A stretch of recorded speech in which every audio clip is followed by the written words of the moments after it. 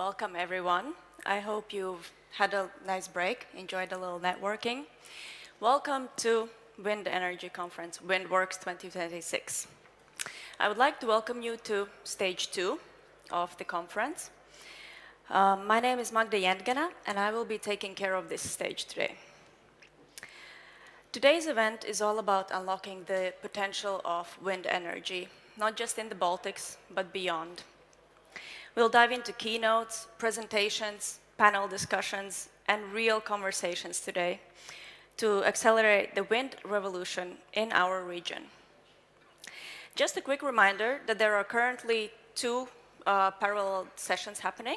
One is here on this stage, stage number 2, and the other one is happening downstairs on stage number 1.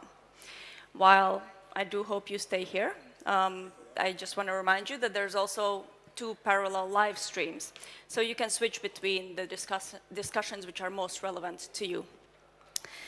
There's another reminder that downstairs in the LIA room, you can see showcases from companies specialized in site management and maintenance, but not right now. Stay here for the panel discussion, please. And also, I would like to give a big thank you to our energy partners and supporters today. You can see all of them on the screen behind me.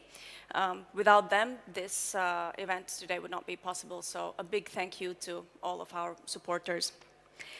And now we are ready to begin the program, finally, on this stage, and it is my pleasure to introduce the very first speaker, Mr. Armands Jukums, who is the Advisor on Energy and Sustainability of Nordic Council of Ministers Office in Latvia. Please give him a warm welcome.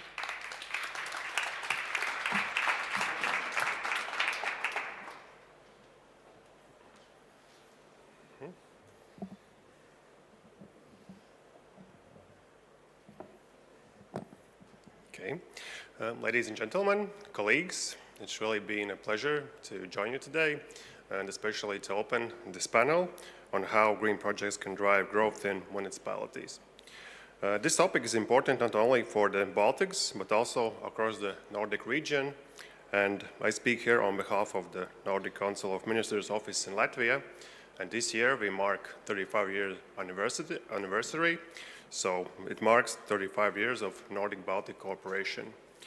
And when our office was opened in 1991, Nordic countries worked alongside Latvia in rebuilding democratic governance. But today, that relationship has matured into a strong partnership as equals, especially in the fields of energy and sustainable growth. And in the current geopolitical climate, the question of how we build resilient, affordable, and local supported energy system has taken on a whole new level of urgency. In the Baltic Sea region, we see growing potential. Latvia's hydropower, strong wind resources, and decentralized solar can build a balanced and secured energy system. But one thing has become very clear across the Nordic region. Lasting growth happens when green energy projects are built together with municipalities and communities, not simply delivered to them. So why does this matter so much? Because local acceptance is not a formality. This is what often decides whether projects move forward, how quickly they are implemented, and how much value they create. In many cases, people and municipalities are not against renewable energy itself. They are just responding to uncertainty. They want clarity about how projects will affect their landscape or daily life, and concerns about land use, visual impact, or the property values are really valid reasons. And municipalities often face the added responsibility of balancing these concerns with planning obligations and community expectations. At the heart of it, it's a democratic question. Decisions may be taken at national or developer level, but the practical impact are felt locally. Over the years, the Nordic region has learned that these challenges can be turned into strengths. 4 principles consistently help green projects become drivers for local growth. First, early and transparent engagement, bringing municipalities and residents into the conversation from the very beginning. Second, tangible local benefits, jobs, contracts, and revenue that stays in the region. Third, opportunities for shared ownership. And fourth, listening, co-designing, shaping solutions around specifically for local values. These principles are not theoretical. They have helped municipalities across the Nordic region attract new investment by also creating jobs, engaging local contractors, and generating long-term economic activity that stays within the municipality. One example often highlighted in the Nordic region is Denmark's Middelgrunden offshore wind farm near Copenhagen. It became a landmark project not because of its size, but because half of it was owned by local citizens. So shared benefits helped turn potentially controversial project into a local pride. Similar stories can be found all around Nordics. And this is where the Nordic-Baltic partnership becomes so important. We share similar goals, and cooperation in energy field is now moving to an entirely new level. Energy security has become a central priority for all of us, and renewable energy is increasingly the backbone that supports it. As we open this panel, the message is simple. The most successful energy systems and the strongest local economies are built when communities and municipalities choose to stand behind them. Thank you, and looking forward for the great panel.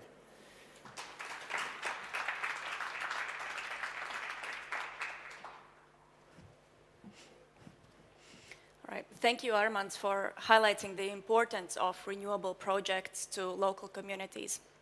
And with that, we are ready to start our first panel. How can green projects drive growth in municipalities? And we'll begin that with a keynote presentation from Ms. Hannah Clinto, the head of PTX development at Abenra municipality. She will give a keynote presentation on driving green growth as a pathway to societal resilience. Thank you. Oh, sorry. Thank you. You may wonder why I start at a wind conference with a picture of a power-to-X facility. But it's part of the clue to how we have succeeded with implementing a lot of renewable energy and also the off-takers that use this energy. I don't usually introduce my keynotes with a picture of myself, but this could be a different face, it could be a different name. The point being is that my role is a pioneering role in all of the 98 municipalities. There aren't any others that have created a such role, and it is because Åbenrå municipalities saw a real opportunity in implementing renewable energy and power-to-X as some of the off-takers of the renewable energy. Åbenrå municipality, I usually say we are small but mighty. We have very big ambitions, and we don't have very many citizens. We have 59,000 citizens, but we share quite a large land area, 940 square kilometers. And for that reason, we are quite ideally suited to implement renewable energy on the flatlands on one side of our municipality. We have quite a lot of agriculture, which accounts for 2/3 of our emissions, and we know that we need to do something about that, so we're following the guidelines from the national governments of when to reduce how much, and implementing these green value chains is part of that. The biogenic CO2, we've been yelling at it for a long time, and it's not a good thing, but we can use it to create green fuels. So if we implement the whole value chain from power to X, from renewable energy to power to X, then we actually get to help all of our systems. We might be small, but we have real big muscles when it comes to infrastructure, both in transport and also in energy. We have the gas pipeline, we will have the hydrogen pipeline going to Germany. We have a grid system that is being reinforced, and we will have one of the largest transformer stations in Denmark. That's quite good for implementing energy capabilities. So if you look at municipalities, you need to ask what the real challenges that you're trying to solve are. So it's not just about wind or green fuels or something else. It's really about making sure that the municipalities are resilient and that their communities can live on even though we have a green transition and geopolitical insecurity. The number one is, of course, the environmental impact. We all know that we need to take a role, but in Onshore, it's sort of becomes secondary and a by-effect of what we're doing. So the rural flight from municipalities like ours is one of the largest problems. For many years, it's been very hard in rural communities to build growth. And growth, we know, it's an economic foundation for our societies, and we need it. So for many years, it was very hard, and suddenly with the green transition, we found a way to actually create new sectors where it's possible for young people to get interesting jobs, to get a role in the green transition, and actually come back when they have been away from for education. We also have agriculture that is as capacity. As you saw in the previous slide, they emit too much, they pollute our waters, so we love them, but we need to help them mitigate these impacts. Last week, I was at the Change Now conference, and there was a very interesting insight from Otto Scharmer at the MIT School of Management. He said that they'd done a survey of across 30 nations and across ages, and what they found was that 68% answered that they were powerless. They felt powerless in terms of whether they could make an impact on the global transition. At the same time, they asked, would you like to have an impact? And would you be willing to change your habits and maybe even your way of life to have that impact? And 69% said yes. They want to engage. People want an active role. And I think this is one of the reasons why in the municipality like Onshore, that there has been a completely unanimous city council going for this opportunity. There are 31 politicians. They come from all walks of life. We've just had the municipal elections in Denmark, and of course we were a little bit scared because it's no secret to anyone that in all countries around the world, there is an affront against green energy, and they don't want it implemented with them. It looks different with us, though, because we are a municipality that has gone through a lot of change over the years. We're on the German border, and we know what change means, and we actually have foresight to start building new things when we can see that there's one sector that starts dwindling or that we have other problems. So we've created a strategy called the Good Life Strategy that bridges all the different areas that a municipality has to deliver on, and that really helps this rural flight and make sure that we have communities in the future. And that is the basis for the investment that led to us really going for it in the green transition.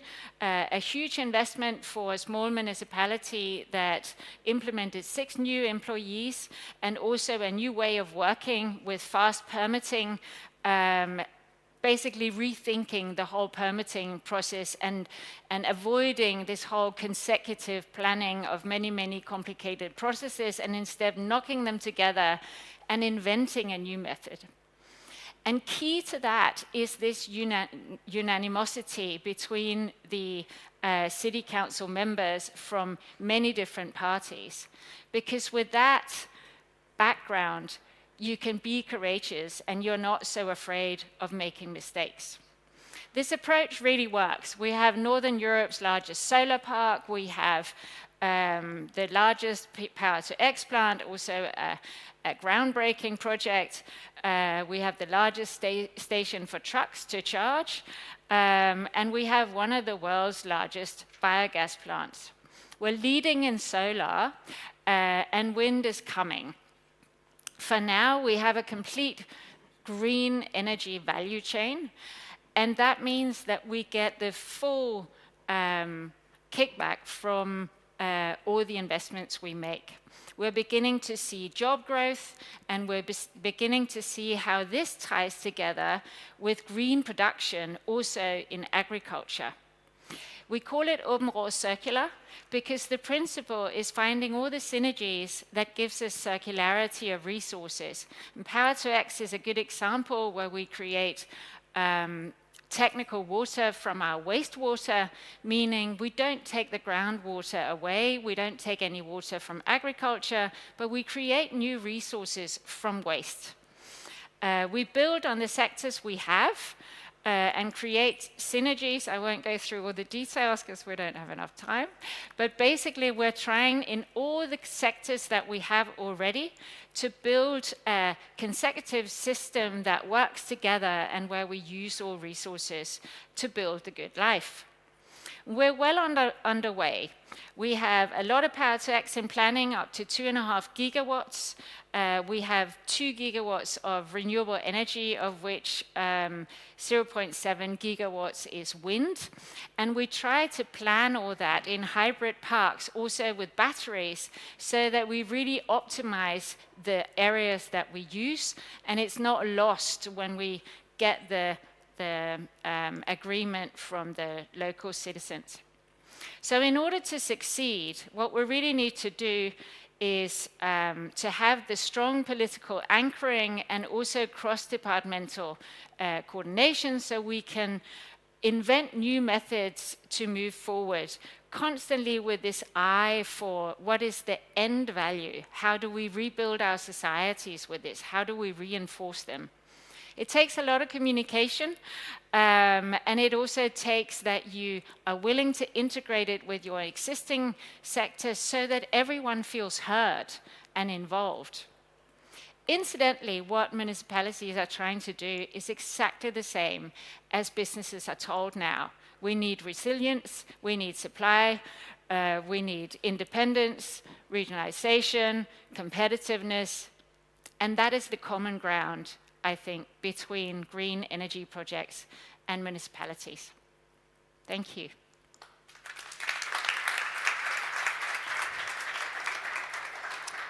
Thank you, Hannah. Please don't run away. Okay. Please take a seat, as you will be one of our speakers, unless you want to get your steps in and go back on. Yeah. Thank you for such an interesting presentation, honestly. Before I invite the rest of the speakers on stage, I promised you a discussion, not just panel discussion. So to engage with the speakers, to ask your questions, you can either, for those of you who are here in person, at the end of the panel, raise your hand, ask your question, we'll give you a mic. Or if you want, you can also use the platform Slido. Go there, hashtag Slido1, hashtag Slido2 for this stage. Ask your questions there. The moderator will ask them at the end of the discussion. For those of you watching online, it is a little bit easier for you. Next to the live stream, you have a box where you can ask your questions. But without any further ado, let me invite the speakers of the first panel. We already have Ms. Hannah sitting here, so let me ask Jānis Saat, the mayor of Lääneharju municipality from Estonia. Next, we have Regan Rondal-Liniger, business lead from Ramble Management Consulting. Please join us. Let me invite Gunnars Ansiņš, mayor of Liepāja municipality from Latvia. Niels de Vieter, head of financial advisory, Fentolines. And our moderator, Ilse Kramiņa, senior partner, attorney at law, Evershed, Sutherland and Bitterns. Thank you. Good afternoon, ladies and gentlemen. Welcome to the panel where we will discuss how green projects can drive the growth in municipalities. My name is Ilse Kramiņa. I'm attorney at law specializing in renewable energy project development, and it's my honor to moderate this panel today. We often hear the statement, we heard it also today in the opening speeches, that we need green projects not only because of the climate targets, but also because there is this promise and hope that they will bring new jobs, attract new investment, facilitates the growth of the municipality. But at the same time, there is also the uncomfortable question, probably, who actually captures the benefit and where is the value created in the entire chain? Is it the municipality who captures it, or is it the developer and financing parties who capture the benefit? Or we need to just think in a wider aspect about the region, about taxes, getting the benefits indirectly. So let's discuss and let's try to find practical answers, practical examples. And let's start with positive examples. Hanne, I would like to ask the first question to you. You gave us a fantastic presentation. Thank you very much. We also could once more see that Denmark is indeed a frontrunner in wind power and green energy. And if you look back at those projects which have been already implemented, where do you see what was the most beneficial to the local communities, to the municipalities, and where did it materialize for the municipality? Thank you. I think, number one, it takes time. So it doesn't come with your first project.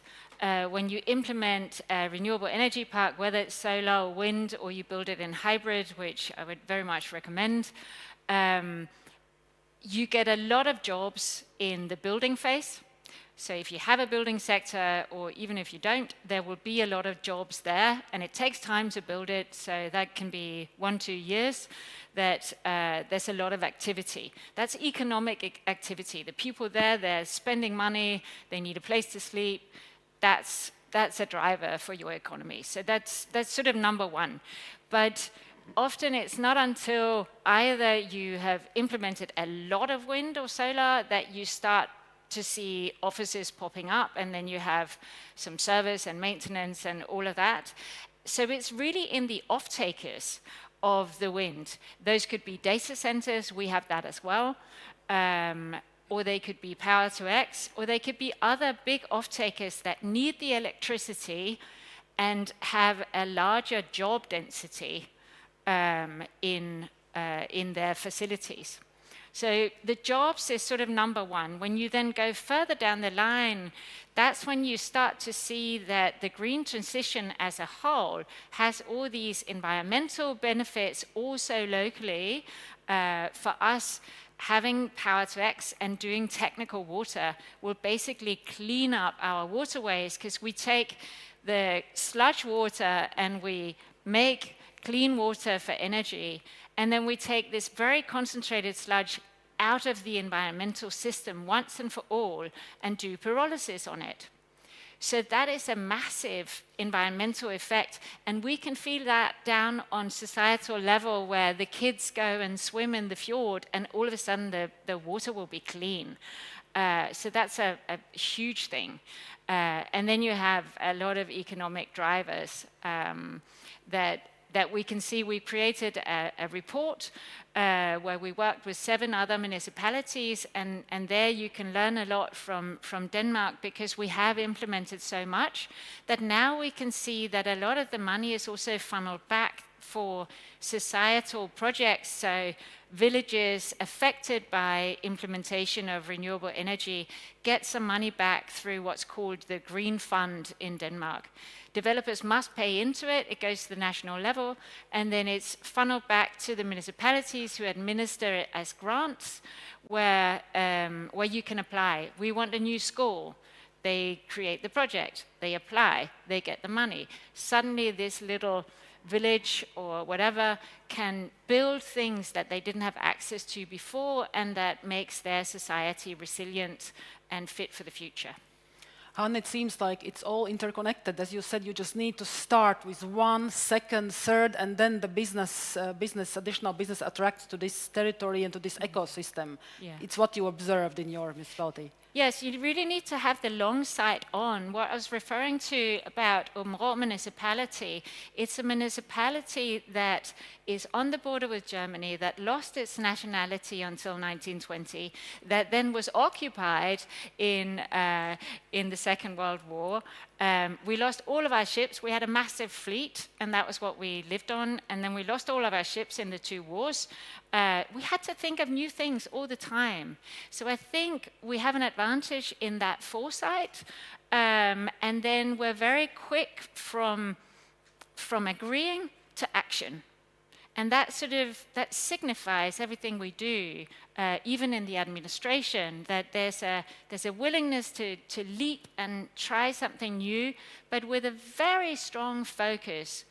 It's always for the citizens. It's not because we think it's fancy to work with a big energy developer and be on the map for that. It's because we can see how it creates end value. It gives us a resilient society, and we fix a problem that we couldn't fix otherwise. Thank you, Hanna. Janus, what about you? You are leading also a municipality in Estonia. You have hosted already a wind farm, and you are thinking about new projects. How it's about you? Where do you see the value to attract those projects? And do you face any challenges on capturing this value for the municipality? Yeah, hello from my side also. If I heard Hanna, I'm jealous. Yeah, and I think every Estonian have to go to Denmark and learn from your side. But yeah, in my municipality, we have now one wind farm, and it was built 20 years ago. And if I will be honest, then at the moment we don't get like a direct profit from this wind farm. Yes, the owner of the wind farm established a charity fund, so every community in our municipality can apply support from the money support, also for the schools and so. And the amount is per year is 15,000–20,000 euro. But now it has changed, and we have in planning process new wind farm. So, and also our government has worked out like measures for the local people, for the local communities. So, and it was surprised that about 2 or 3 weeks ago, our Prime Minister says that also the municipality who will be agreed with the wind farms, they will get €1 million from the government. So, and yeah, I see that our government has now only start to thinking about how motivate the municipalities, how motivate also the local people.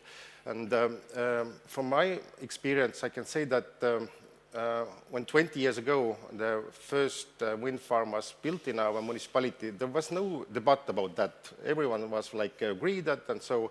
But now it has changed, and I see that yeah, we need very concrete measures. What the local people will get from the wind farm.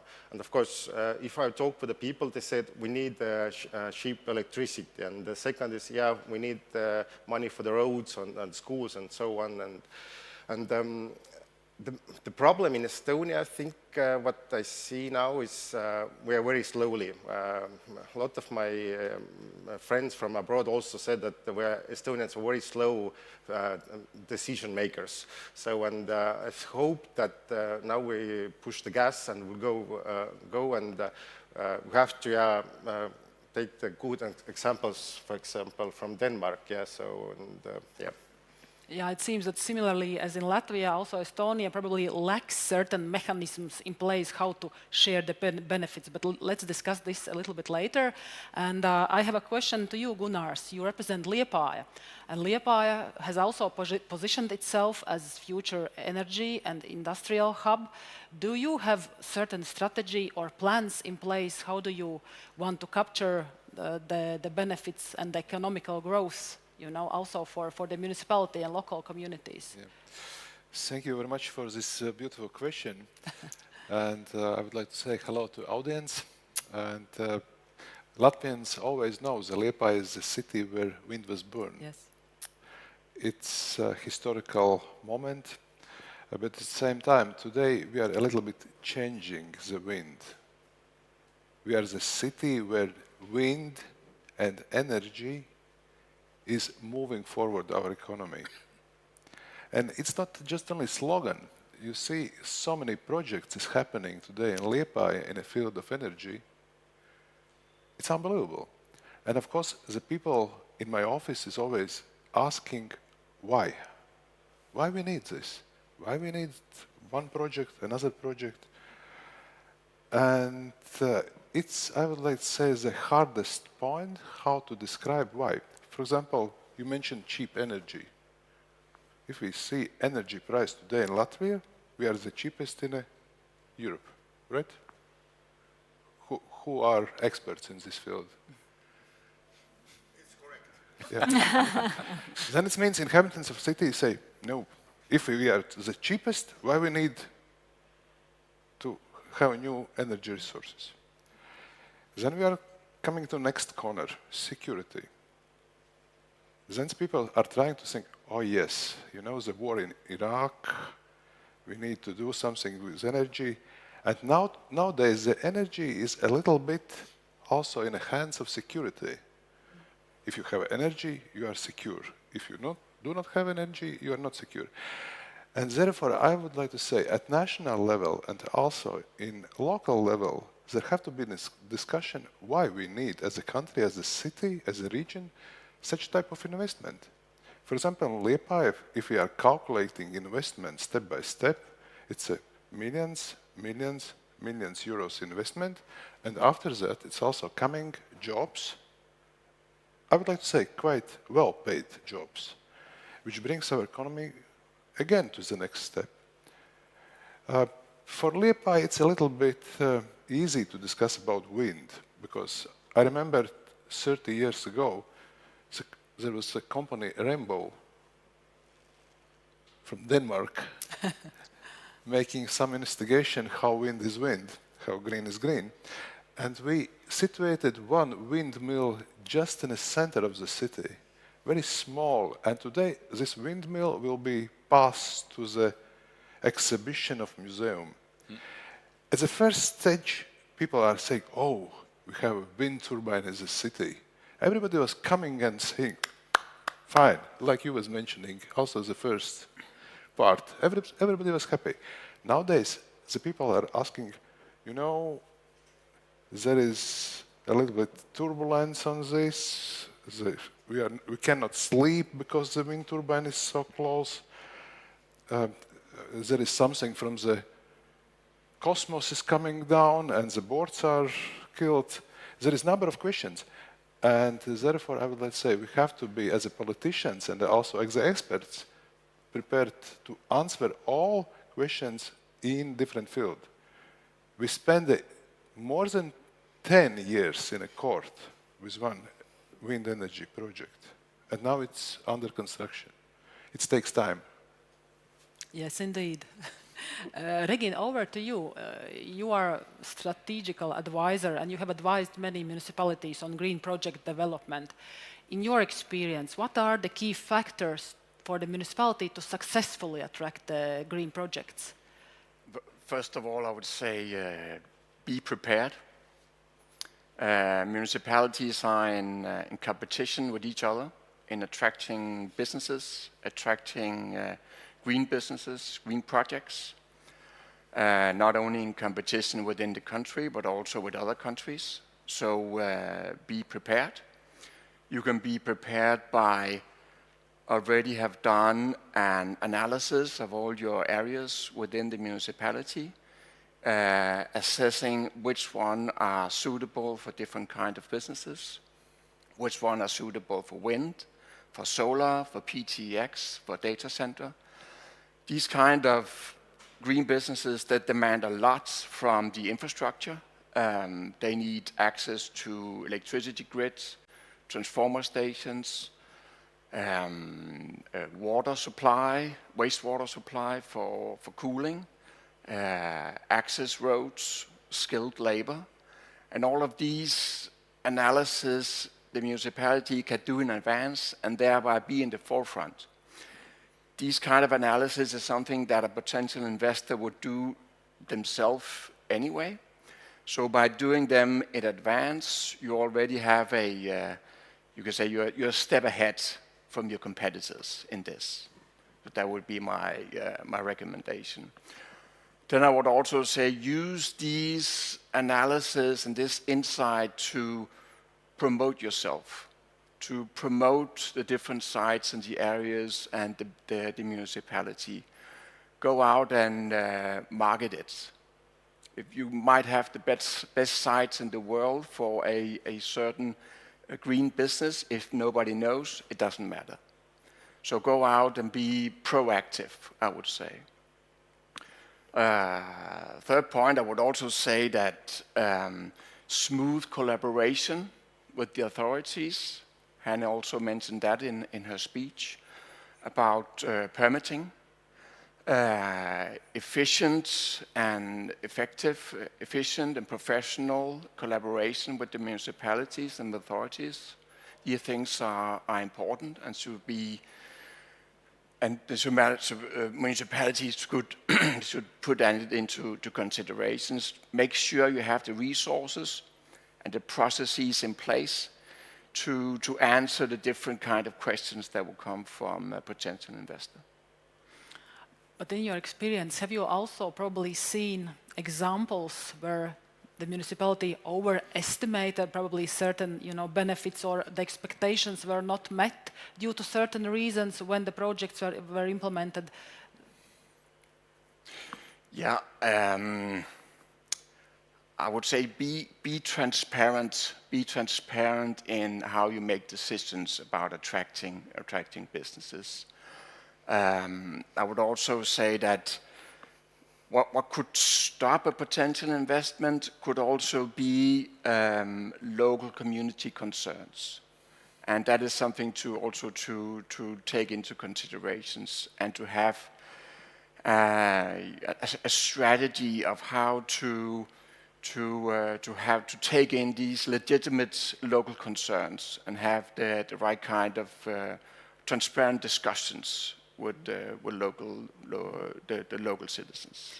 And as advisors, together with the municipalities, what are the criteria, or how do you evaluate this benefit or the chain, of value, how it will materialize for the local communities?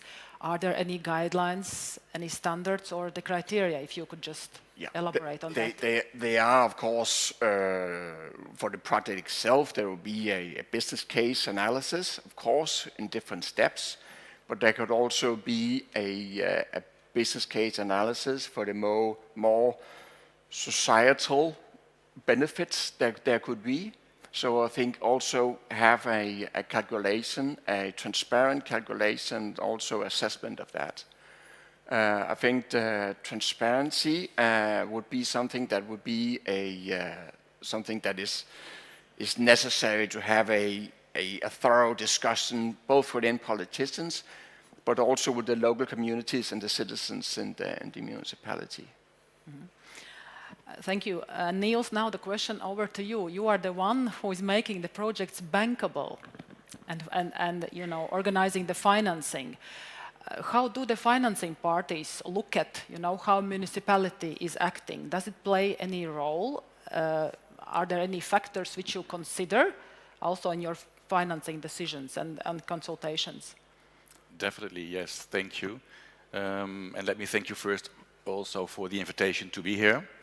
It's a pleasure to be able to contribute to this conversation. Mm-hmm. And let me start by saying, it's fair to say, but very true still, that in my 20 years in this business, I have never seen a process being run smoothly.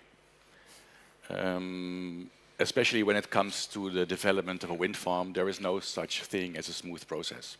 Please bear that in mind. Then, having said that, there are things that municipalities can do to help the process. I would consider them as what I would like to say as a local involvement, preferably through the appointment of an area director. An area director, especially in the first stages of a process, is only ancillary to the formal procedure, being the permitting procedure. And in later stages, an area director will not be in charge of the process, will not lead the development. That process is being run by the developer. but on behalf of the municipality, an area director can monitor the process, can monitor the progress as well. Sees to it that all early arrangements are being respected, keep his or her eyes open for complaints in the community, and take those complaints seriously. Always, of course, with the basic assumption, especially when the permits are granted, that in the end the wind farm will be there, it will be realized. But acting positively but critically in that process can really add value. And I think this is especially valuable for sizable projects, but can also be very helpful for the somewhat smaller projects.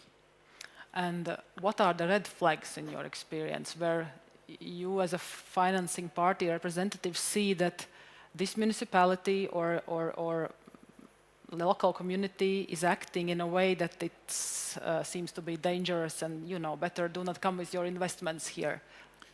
Well, what increases the confidence is communication.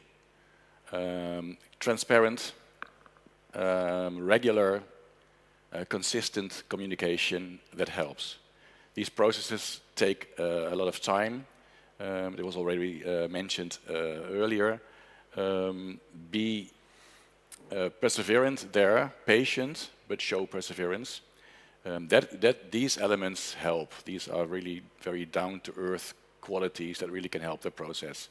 So what makes investors hesitant is the exact opposite of that. And with the number one issue being inconsistency, investors are allergic to inconsistencies. So if there are mixed messages coming from the municipality, like whether you can or you can't, or what's the rules, yeah, that's the case where it's too uncertain. Exactly. If you have a clear goal at the horizon, it may take time to get there. It may take more time than you expected on beforehand, but keep the eyes on the goal and be consistent in your behavior towards that goal. And about the good examples, have you also observed in your experience situations where municipality is very active and participating probably in structuring the investment through co-ownership schemes or land structuring or other ways? And what's the opinion about these situations? Well, yes, I have seen such cases. I like to take out three examples that we see in the Netherlands. First of all, for many years already, there is a standard for wind farms to financially contribute to local funds. These are social funds or sustainability funds. That's one thing. Second, in recent years, the buzzword when it comes to the development of wind and solar is local ownership. That's easier said than done. How do you arrange for local ownership? What we have in the Netherlands is we have over 700 local energy cooperatives founded and run by volunteers. Not seldom a couple of neighbors who feel that they need to do something in the energy transition. They sit together, and over 700 times it has led to the foundation of a cooperative. Well, these cooperatives form the ideal candidates, ideal vehicles for local ownership. So if a professional developer has plans for the development or realization of a wind farm at a certain location, it has to liaise with this cooperative. And it's not laid down in laws, but it's generally applied now by municipalities. It is taken as a condition for the permitting of for the granting of permits. It's not generally accepted, but we are getting used to it. And with this local ownership, you hope that the local community will be involved in all stages of the development. And once you have an operational wind farm, it also shares in the benefits. That parts of the profits made by the wind farm will be distributed to the cooperative, who can either use the money for new initiatives, new projects, or if there aren't any new projects, they can actually pay out the money to their members. And there is then a third element that I would like to mention. These members of cooperatives, as well as other local residents, are often given the possibility to financially participate in projects directly. This adds complexity to the projects, of course. It adds complexity to the financing, of course, but it doesn't make the financing more difficult. These bonds need to be structured. Banks are very keen that it's structured well. It adds complexity to the governance of a project. It adds complexity to the customer due diligence being done by banks, but it doesn't make the projects harder to finance. And the advantages far outweigh the disadvantages of these instruments. So we see that actually there are good examples in Netherlands, in Denmark. Hanne, what do you think? Those mechanisms, could they be, let's say, copied for Baltics? Because we still struggle with, with the resistance, as we discussed previously, and with the opposition to those projects. Do you think something could be, borrowed from the good examples for the Baltics?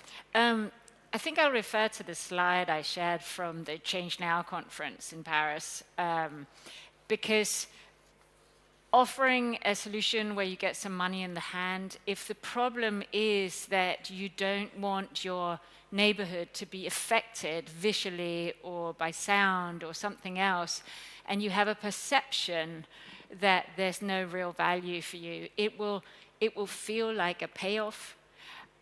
So I think it's a fabulous idea. It's a great model, but I think there are some steps that go before.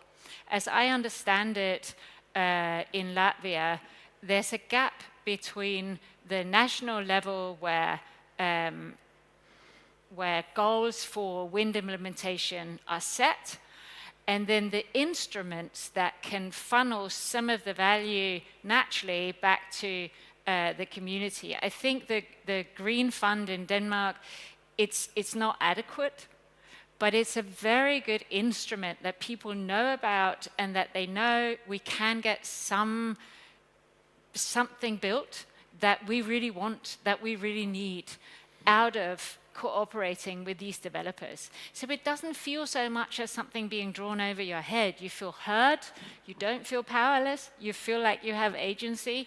So I think that's number one, and I think in Onshore, something we've succeeded with is really, really listening when citizens sort of stand on their heels and want everything to stop. Unfortunately, we had a lot of wind turbines put up on the German side of the border, very close to the Danish houses, and obviously everybody was very upset, but we couldn't do anything about it. And that meant that the municipality paused wind projects until there was some kind of resolvement at play. And we thank the developers for coming to make a plan. We now have some huge hybrid parks in planning in that area where the citizens will be bought out. So their main concern was the value of our houses are completely degraded. It won't be great to live here, so we can't move either. But that was solved. So sometimes, something else needs to go before. We paused everything with wind, and now they really want it. It's really funny. We had a project where 77 citizens came for the hearing. There wasn't a single no opposition. Everybody understood the value and wanted to have it implemented. So there are different things you need to do. Sometimes you need to wait, sometimes no. And then when it gets more concrete, yes please, to co-ownership, because everybody understands that. Mm-hmm. Thank you for sharing, Hanne. And Regin, a question to you. I understand that you are also sharing your experience and knowledge with Ventspils municipality, currently working on a certain project. Can you, in a summary, as we are slowly running out of time, share what kind of experience are you trying to bring to Latvia and to Ventspils? Yeah. We have developed a tool, a model for Port of Ventspils that can select the best usable areas for either for wind, for solar, on PTX in city of Ventspils, but also in the radius of 50 kilometers from the city. Using it's a complex tool using the GIS maps to select the best possible sites. And I think there are about 15 data points or so that it calculates and then select the best possible sites out of 40,000 parcels or something like that.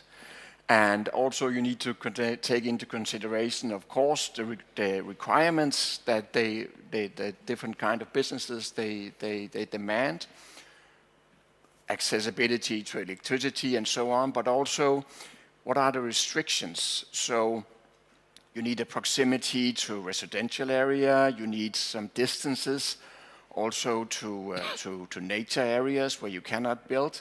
All of this has to be put into this model, and it makes them have a more dynamic discussion with potential investors, so they can be more proactive in attracting investors. Then, thank you for sharing. Then I have another question to actually all of you. In your experience, because we discussed that we here in Baltics have quite strong opposition and resistance, what has helped most in respective projects in general to turn this resistance into acceptance, or at least in trust, as you said, transparency and dialogue, which resulted probably in a project being implemented? Which arguments help, Gunnars? What's your opinion? You know, I remember just 2 weeks ago, I also vice president of ENVE Commission in Committee of Region, around 300 municipalities discuss this issue, in fact, and there is no good answer, because each city and each country is, let's say, very different. In Liepāja case, I think most projects are successfully developed because city is having very strong position, then we are supporting or we are not supporting, and then together with a partner we are trying to understand how to locate, where to locate the project, and then to discuss with society. Of course, it's the hardest point, discussion with the society, because nobody is willing to see the wind farm close by the house. And for example, the question is how person can see so far. For example, if there is a wind turbine 5 kilometers in the sea, definitely you cannot see from the coast. But people are saying, we don't like this. And this is always a very sensitive question, how to run forward with the large-scale investment projects. Also in Liepāja case, we are, for each project, very much prepared. Because politicians is also afraid to be not re-elected, because there is a number of people who are saying, no, we don't need this. And therefore, I would let's say it's each city, each country is completely different, but I fully agree with you. The involvement of society also as a small investor, it could be great. Because then you are in a process together. We are currently having in Latvia those discomfort compensation payment rules in place. Do you also use those for new projects, or they play a lesser role? Yes, we are using. The new project will be completed in this year, and then it means September this year, the first persons in the city of Liepāja will receive this small amount of money. Thank you. Janusz, what about you? Which arguments are you trying to use, and how you are trying to show this wider benefit to this? We have very good experience with our new developer who developed the wind farm. So now the planning process is almost started, and they have ordered the research. They ask from the people who lives next to the wind farm what you're afraid, for example, why you don't want the wind farm here. So and now we have these points. There's I think 10 or 12 points. Of course, impact to the health, impact to the nature, and so. And now it's responsibility of the developer, also the responsibility of the municipality to give the answers to the people. And the main factor is what people are afraid it's impact to the health. Yeah, so. And I have told to the people that I'm proof that nothing will change, because, for example, my grandmother lives 600 from the wind farm. I see the wind far from the window. So it has been 20 years like that, and nothing has changed with me. So, and I think we have to show for the people real examples that, for example, like me, that nothing has changed. It's my health is okay, and so on and so on, and we have to give we have to build trust between the people and the municipality, between the developer, and we have to talk to the people. Yeah, especially also the people who work for the municipality. For example, like mayors, they have to come to the meetings, to the debates, and answer to the questions, and then we build the trust between audience. Yeah, Hanna, the same question to you, and you have also a special question from audience via Slido regarding the same topic, asking, Hanna, what would you advise to Eastern Latvian municipalities who are not experienced in renewable energy and are very suspicious towards this? I would invite them into a conversation. I would figure out what the state of their society is like. What kind of movements are the young people moving away? Will there be enough hands to take care of the elderly? Do they need a school? What do they need? And then start there. Figure out what the needs are and then build it from there. What kind of value chain do we need to build then? What do they get out of it? Could we do it as a co-op so that they understand that they're making money on this? Is that what they need? But I would start there, and then finding a developer, I would let the developer go out very early and offer a model and show that they want to work together. Thank you. Regin, your last advice in Yeah. Well, a lot of good examples has already been mentioned, but what I would also say is think in synergies between businesses, collaboration between businesses, that you can actually maybe use the excess heat from PTX or data center and the district heating for a city, for a town. You can maybe also use the excess heat to build industrial size greenhouses that could also bring other types of businesses. Maybe there are some biogas producers, but also produces CO2, and PTX needs a CO2 points. So, and I think not only thinking we need to attract this kind of business like a data center or PTX, but what other kinds of businesses could also be developed, building on that. And Niels, how would you advise the small Latvian municipalities to proceed? Well, 3 words: patience, perseverance, as I said before, and integrity. Run the process, integrity. Yeah, very good. I think on this note we shall conclude, and it seems that communication with the local societies plays a big role in all this to build trust and to be able to explain what kind of benefits it can bring, because otherwise no one will listen, right? You need somebody who listens to you. So on this note, I would ask for a warm round of applause to our panelists, and thank you very much.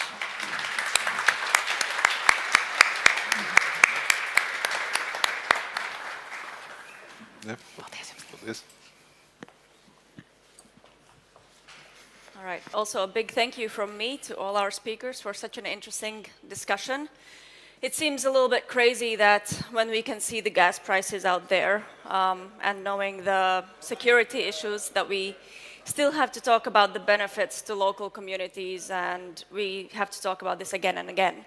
But I do hope that we take the discussion here today and the lessons learned, and we can meet here again next year and say that the Baltic states have taken concrete steps towards these green projects and green growth in the next year. We have a lunch break right now.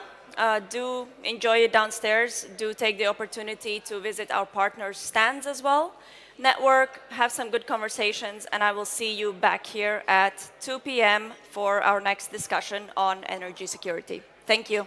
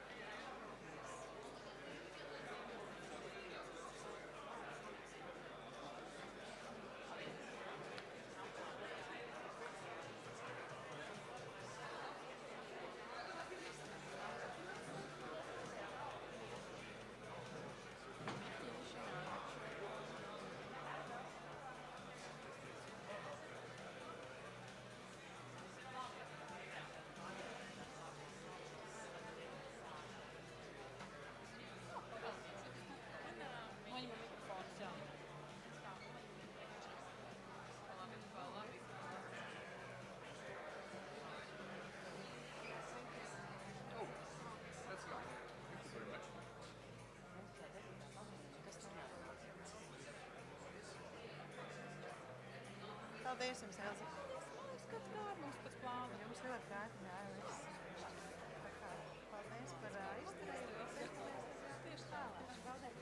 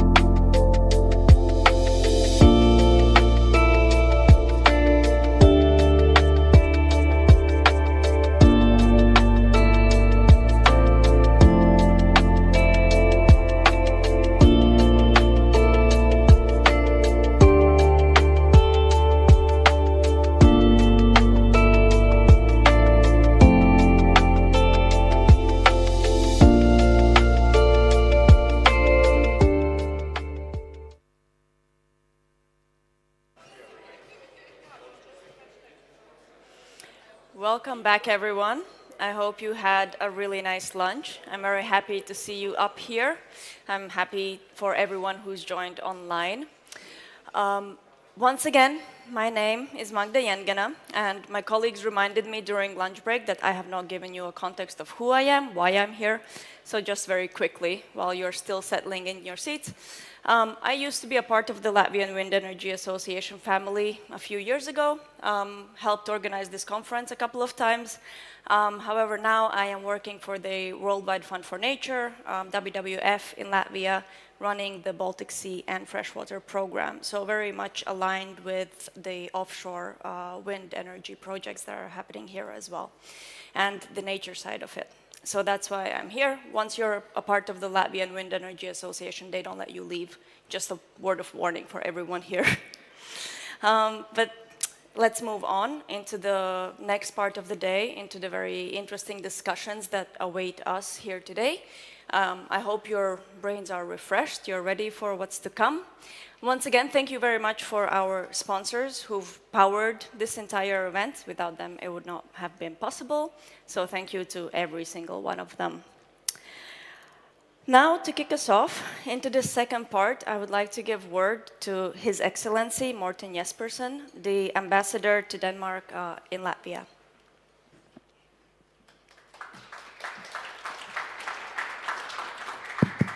Thank you so much. We are very lucky. This is my third WindWorks conference, and it's the first time I'm in this room. It's much better than the other room, so we enjoy it. Welcome, everyone. Good afternoon. It's a pleasure for me to open today's panel discussion on a topic that sits at the intersection of sustainability, security, and innovation. Wind power continues to scale across the Baltics and beyond. It is no longer just an energy conversation, it's a matter of resilience and strategic infrastructure.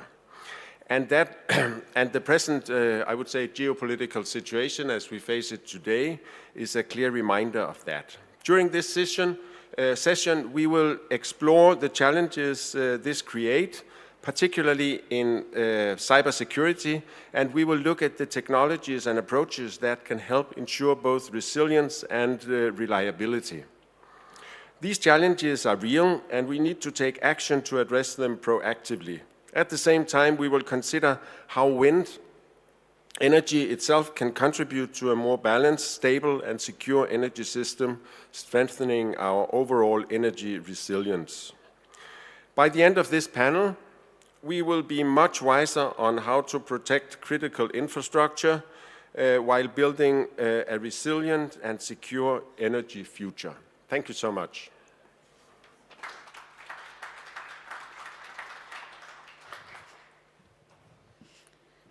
Thank you, Ambassador. I think we all know that Denmark has for a long time been an inspiration to Latvia. We also heard it in the previous discussion up here when we were talking about benefits to local communities, how Denmark is leading the way. Back when Denmark was already installing its first turbines, Latvia was only dreaming of such a future. And here we are, growing each year in the conference. We've moved now also to the second floor. So hopefully we'll catch up to you guys soon.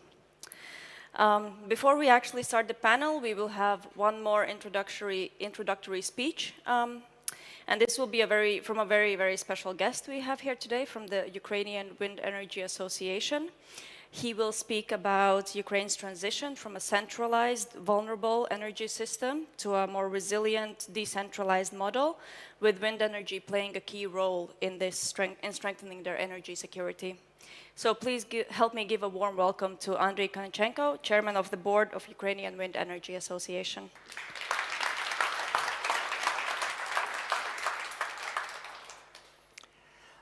Dear ladies and gentlemen, colleagues, friends, I'd like to thank the WindWorks organizers for opportunity to speak here in Riga, a city that has become a true capital of wind energy dialogue in Baltic region. It is very symbolic for me to talk about wind energy here. The Baltic countries and Ukraine are currently facing similar changes. have to build an energy system to thus not depend on Russian fossil fuel. I'd like to share with you the experience Ukraine has gained in the process of transforming its energy system. For decades, the Soviet legacy shaped Ukraine's energy system around one principle: centralization. Large thermal power plants, nuclear units, powerful transmission lines were all built as one large organism. After independence, this energy architecture remained almost unchanged. For years, we lived with the illusion that scale means reliability, but we were mistaken. The turning point came in 2014. The annexation of Crimea and start armed conflict in Donbass forced us to look at our energy security in a new way. The active phase of renewable energy development began, including the installation of megawatt-class wind turbines. 2019 was a record year for Ukraine's market with 637 megawatt installed just in 1 year. Wind energy started growing fast. At the beginning of 2022, we expected with additions ranging from 800 to 1,000 megawatt per year. Unfortunately, the war put our plans on hold. But the market survived. Although only 248 megawatt of wind were added in the first 3 years of full-scale war. The year of 2025 saw a recovery with 324 megawatt installed. It's not just about how much. How it was done matters too. We learned how to build in what time, effectively changing our approach. Nowadays, Ukrainian specialists conducted installation work with remote supervision from global turbine manufacturers. Construction sites are equipped with mobile shelters. So, by the end of 2025, the total installed capacity of wind energy in Ukraine reached 2,235 megawatt, including wind farms that are currently located on temporarily occupied territories. Since the full-scale invasion in February 2022, Russia has systematically attacked Ukrainian energy infrastructure. All thermal power plants in Ukraine have been either damaged or completely destroyed. All of them, without any exception. Our President Volodymyr Zelensky has spoken about this on numerous occasions. Millions of Ukrainians spend winter without light and heat. Hospitals and schools switch to diesel generators. This is what a centralized system means in modern war. And now, about wind. During the wartime, Russia destroyed or damaged 16 wind turbines. That is slightly more than 1% of all installed wind units in Ukraine. The number is not just statistic, it is an architectural argument. Why is wind energy so hard to destroy? The answer is the nature of the technology itself. Unlike a thermal power plant, which is a concentrated facility where a single attack on turbine hull or transformer substation can lead to the loss of hundreds of megawatts. A wind farm is spread out over a large area. To destroy the whole farm, you need so many missiles that such an attack makes no military sense. Each turbine is an independent generator. Damage one, and the system keeps working. This illustrates the concept of distributed resilience, decentralization, as a security principle, which is precisely what we are incorporating into the foundation of Ukraine's new energy strategy. The Ukrainian Ministry of Energy sees wind energy as a key part of the new energy system, not as an additional to traditional source, but as one of the foundation of the future. The National Renewable Energy Action Plan sets the target 6.2 gigawatt of wind capacity by 2030. This goal is ambitious but achievable, and the state support to deliver it with concrete tools. Feed-in tariff adopted back in 2009 have the first wave of investment in the sector. 14 years later, in 2023, it was replaced with a more market-oriented mechanism, a market premium mechanism. Competitive green auctions have been introduced as transparent market alternative to the fixed tariff. Another new and strategically important tool, guarantees of origin. A market for guarantees of origin has been operating in the country since the end of 2024. We are transforming our energy system, making it more reliable and balancing by integrating energy storage system. In 2025, Ukrainian Wind Energy Association member launched 512 megawatt of new energy storage capacity. This is now a standard market practice. Ukraine introduced cable pooling. In a country where grid limits are a major challenge, this is a huge solution. It's just starting to work, but it's already changing how new projects are planned. The transformation of the Ukrainian energy system is happening in real time. We are building a fundamentally new system. The lessons learned by Ukrainians are universal. Resilience and energy security are not longer supply matters of comfort. They are essential for survival, not just for one country, but for the entire continent.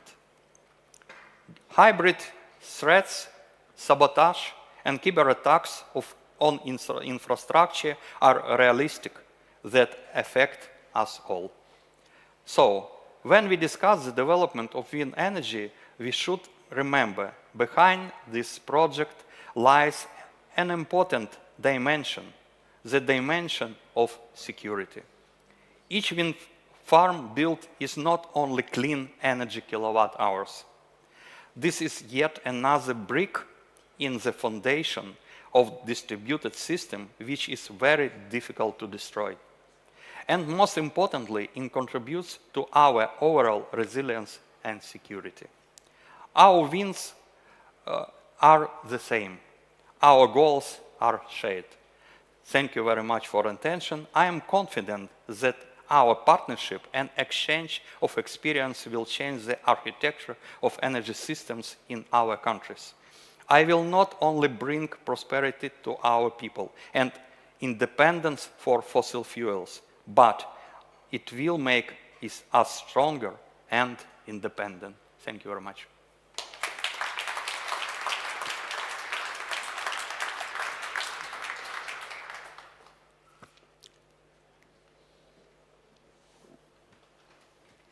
Thank you, Andriy. I think the lessons learned from Ukraine show us how quickly these can be adapted into other countries. So I hope that we take that word of advice from you. And threats, attacks, vulnerabilities. This brings us to what, in my opinion, is one of the most important topics here today at the conference, energy and security. So the next panel will be From Generation to Protection, Wind in Energy Security.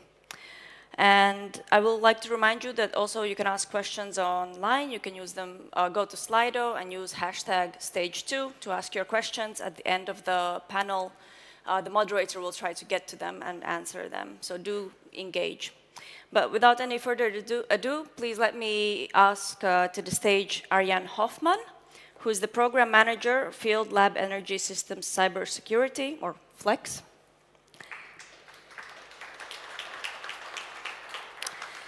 Roland Irklis, the CEO of AST.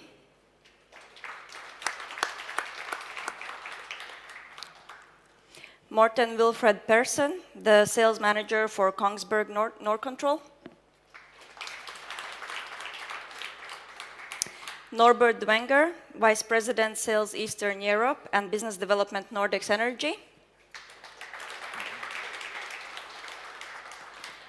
Joining us online is Serhiy Nazarenko, the Director of the Office for Identification and Counteraction of Threats to Critical Infrastructure, MPC Ukrenergo.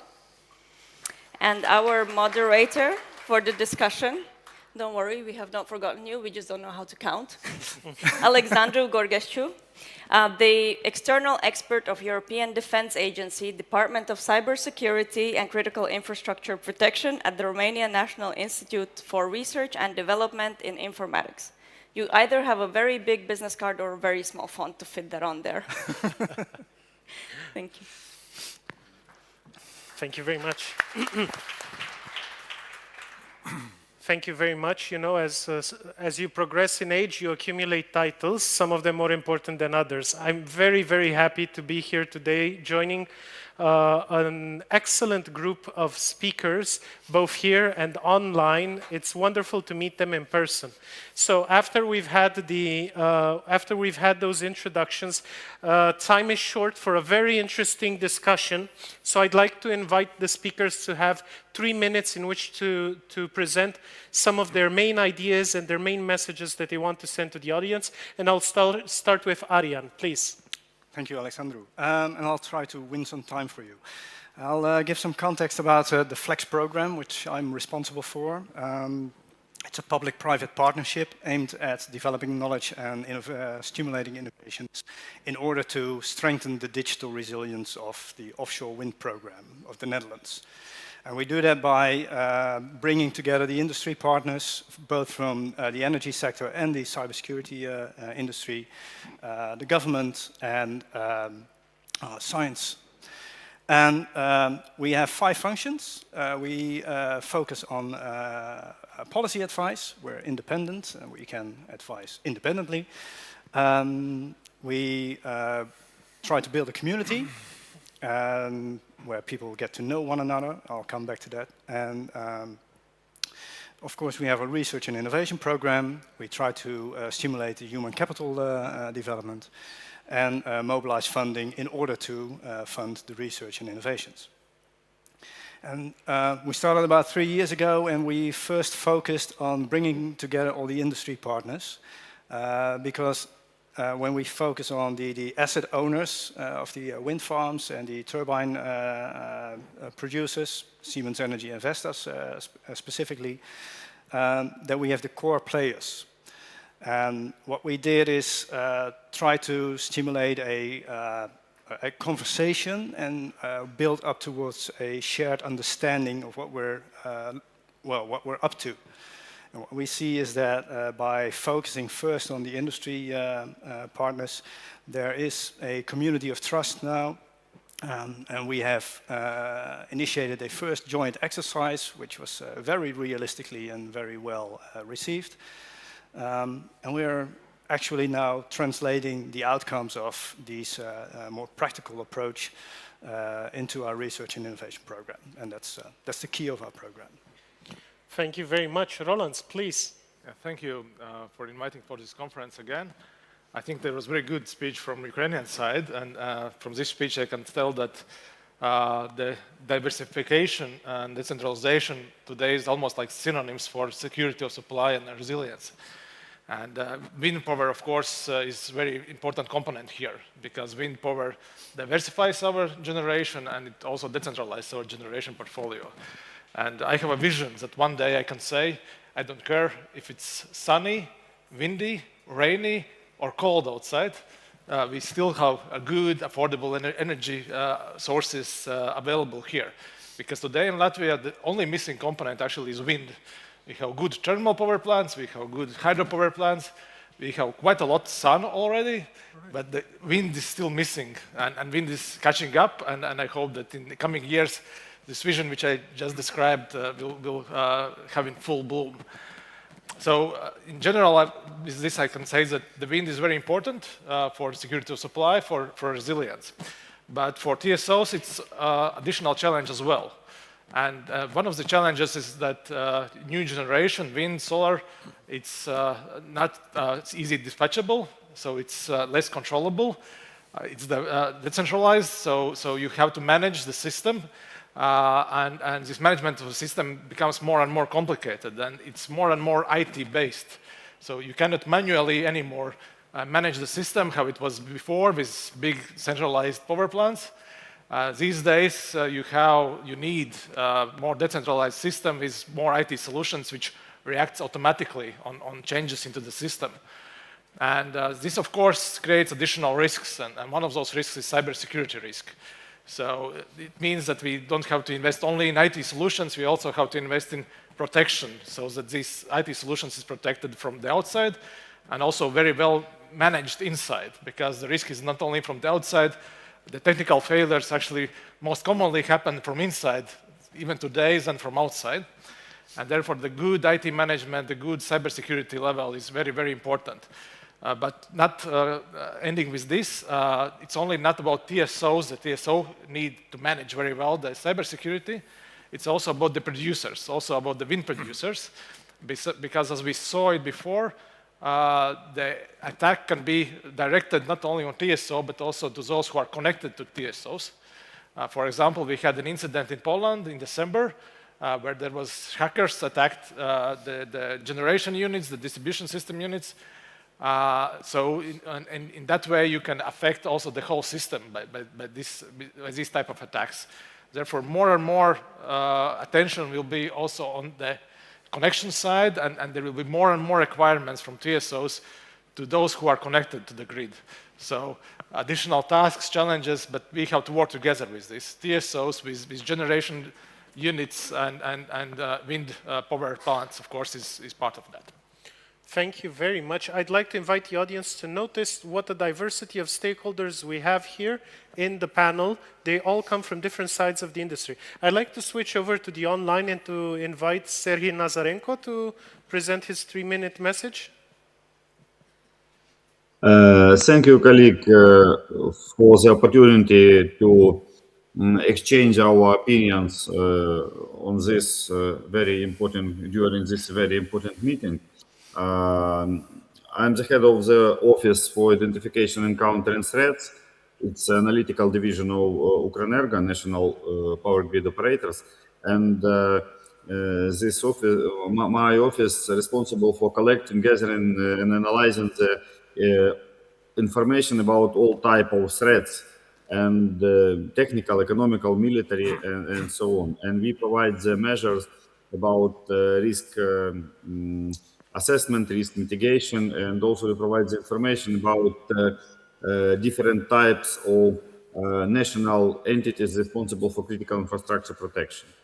The topic of protection, the generation and transmission facilities is the most important now, not only in Ukraine, but in whole Europe and maybe in whole world, because we have big vulnerabilities in energy sector, and during last periods we see the blackout in Spain, we see the war in Persian Gulf, and so on, so on. We have a big threats, and we should forecast these threats and should develop a constant measure how to counteract, how to maintain these threats, how to maintain the stability of energy system.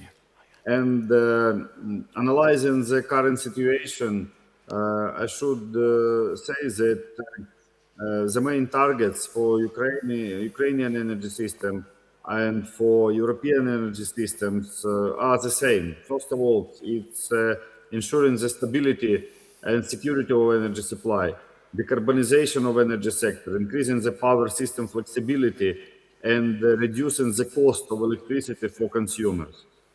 It's a very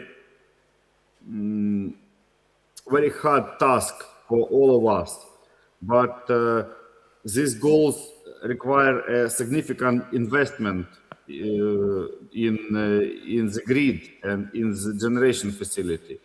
But I think the most important in our time, it's development realistic strategy how the energy system and systems should develop together, because we need to combine the protection of energy system and reducing the cost of electricity for consumers. In this way, it's very relevant the Ukrainian experience, how to act during crisis scenarios. I should underline that we act not only, we speak not only about military threats.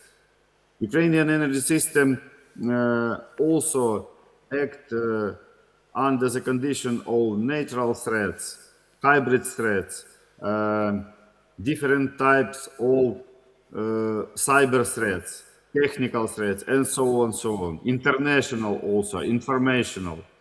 It's very important to create a realistic algorithm, how to counteract these threats and how to coordinate our action, because any country have a possibility to counter all kinds of threats simultaneously. We need to have a great cooperation in this way. If we speak about our targets, our goals, I mean energy system of Ukraine, what needs to be done? We need to construct a distributed generation facility up to 3 gigawatts based on gas, biomass, biogas, renewable energy resources. And this generation facility should maintain critical infrastructure facilities situated on territorial communities during different types of threats. Also, we need to maintain a highly maneuverable generation capacity up to 2 gigawatts to ensure the balancing of power system. It's also very big task for us, because now maneuverable capacity based mostly on a gas technologies. Also, one of the biggest challenge for us is implementing an energy storage capacity up to 2 gigawatts, including the combination of this capacity with renewable energy sources. And also we need to reconstruct DSO networks and TSOs networks. It's also a very big challenge, not only for Ukrenergo, but for biggest part of European TSO. We have a great dependence on supplying the high voltage equipment, for example, from China. It's also a very big challenge for Ukraine, for Europe. Excuse me, if you could conclude your introductory remark. Okay, so if we speak about wind turbine, wind power, for us it's also a very important thing. And for our approach, we have to install about 6 gigawatt of wind turbine in Ukrainian power grid. So it's a very briefly about current situation, and I think this challenge are very common for all of us. Thank you. Thank you very much. Morten, please. Thank you so much. I'm representing Kongsberg, which is a Norwegian company, and we maybe have a little bit, like you said, we have a diverse panel here, and based on our 50 years of experience with the surveillance of the maritime domain, and everything from the seabed and outer space, and the different stakeholders that we are involved in from the governmental side, being coastal administration, coast guards, navy, operators of energy in like wind parks, offshore rigs, and pipelines. We are very much interested in seeing, based on our experience, how we can coexist to protect our critical infrastructure, sharing data, and also sharing experience when it comes to cybersecurity. This is big tasks, and it's not very easy to implement, but we see that coexistence is maybe a word that we are very much of interest for us based on the different experiences we have with the different stakeholders. And yeah, I think that will be my short introduction now in this panel discussion. Thank you very much. Norbert, please. Yeah, thank you for giving me the micro. Happy to be here. I would like to start with an idea, and referring also to your speech. When a foreign country is attacking the infrastructure of another country, it goes in hand with the declaration of war. If another country is attacking by cyber your infrastructure, it's not going ahead with saying this is a declaration of war. And nevertheless, the physical result could be totally the same. So just one idea of what we are talking here. Another idea where cybersecurity came into my mind. I heard a speech about the German Federal Bank being attacked on an hourly basis 700,000 times. Yeah. So it's immense what kind of firewalls, etc., really have to be built up to get all these attacks handled. And this is all about finding the most weakest point to enter into a system. And to be honest, I would say in most of the times it's really us. It's still the human being. I will give you an example for that. When you were attacked by Russia in 22, we were attacked by ransom software, and our business was stopped for 2-3 weeks because they really were successful. And of course, as it came out, we found out the unlucky individual in our company who had supplied all his credentials to a third party who was unfortunately this hacker, and let the company in and develop its story. So just to also say that this cybersecurity works a lot, so that machines are defending, our infrastructure works against these attacks, is working big time. We still really need to look also at the people who are operating the systems and to make sure that they do not let the enemy in. Then, just to finalize, what is important in our business, in the wind business, there has been established some regulation. It's called NIS 2, which is regulating the cyber security in the energy business and also relevant for the wind turbine business. We are meanwhile certified under NIS 2, IEC and ISO-wise. Very important message. Second message, cybersecurity is not about us doing everything. Cybersecurity is a joint cooperation between the owner of the company, the suppliers of the goods of the OEM, but also BOP contractors, etc. Only if we all work together and get always the weakest point identified, so to improve it, we will be successful. And last but not least, our cyber security critical components, we get them from Europe. That means the SCADA system, that means the switchgear, that means the converter, which means the server. Thank you very much. I want to say that Norbert really triggered me, because in my institute in Romania, we always talk about security culture and cybersecurity culture as really being the weakest link in any organization, whether public, private, and so on. I want to point out some of the key elements of what our panelists have told you today. So critical infrastructure protection, resilience, the importance of resilience, resilience by design, making sure that systems are built from the ground up to be resilient, and also cooperation between stakeholders, to which I would add not just public-private cooperation, but also civilian and military cooperation. So these are quite important. I'd like to open up the questions round, exercising my moderator's right to ask the first question. I'll echo one of the questions that we received online, and I'll ask the panelists who want to intervene to give brief answers so we can take as many questions as possible. So for the question for me is, how, from the perspective of your organization, how is the cyber threat environment evolving, and what are the main cyber threats that you are confronted with? Who'd like to respond? Please, Morten. I can start. I can also say that I'm part of the cybersecurity board in our company, and I'm working closely with cybersecurity, and what we maybe are seeing, of course, use of AI, which is part of it, but also going over from economical to more political side of it. That is where we're seeing. We are also a company that is high on the list in Norway of attacks. And maybe the biggest change we see is from economical to political. Mm-hmm. Any other?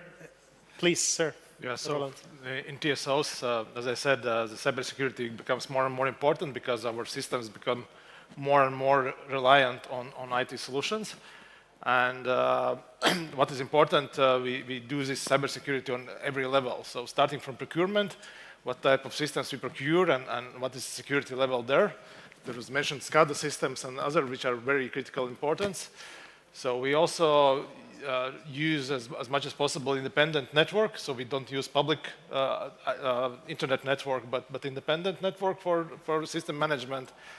For strategic purpose, we use a special assessment tool when we can assess our capabilities on detection, protection, and establishment of the system. So what are our capabilities? And in some cases, you really need some reserve mechanisms. So you don't realize that you can fix the problem.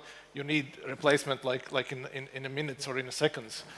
And of course, a very, very important part is the human management or the procedures, how people get access to the systems, how they use the systems, how much they are educated and trained to face the cyber threats if they come from outside. And what is quite important, as I said, threats is not only from the outside. Quite important, it's also how the system is built from inside, because still, the majority of incidents, what happens not because there is some cyber attack from outside, but because there is some system failure from inside, and we have to reduce the numbers of those incidents which come from inside. All right, please, Arjen. Yeah, two things, and I build on what the previous speakers told. Especially in offshore wind, but also in onshore wind, you work in an IT-OT environment, and it's more and more intertwined. So it's very important, and it's more and more remote, very important to be aware of that. These things are very hard to patch, but it's very easy to make a mistake. And then we come to human side. It's what I'd like to stress is it's very important, and it's also our experience, to build a culture where we don't blame the human.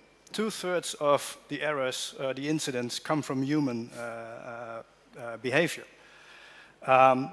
But if you have a culture where you don't dare to speak about the mistakes you make, then you can never learn and build real resilience.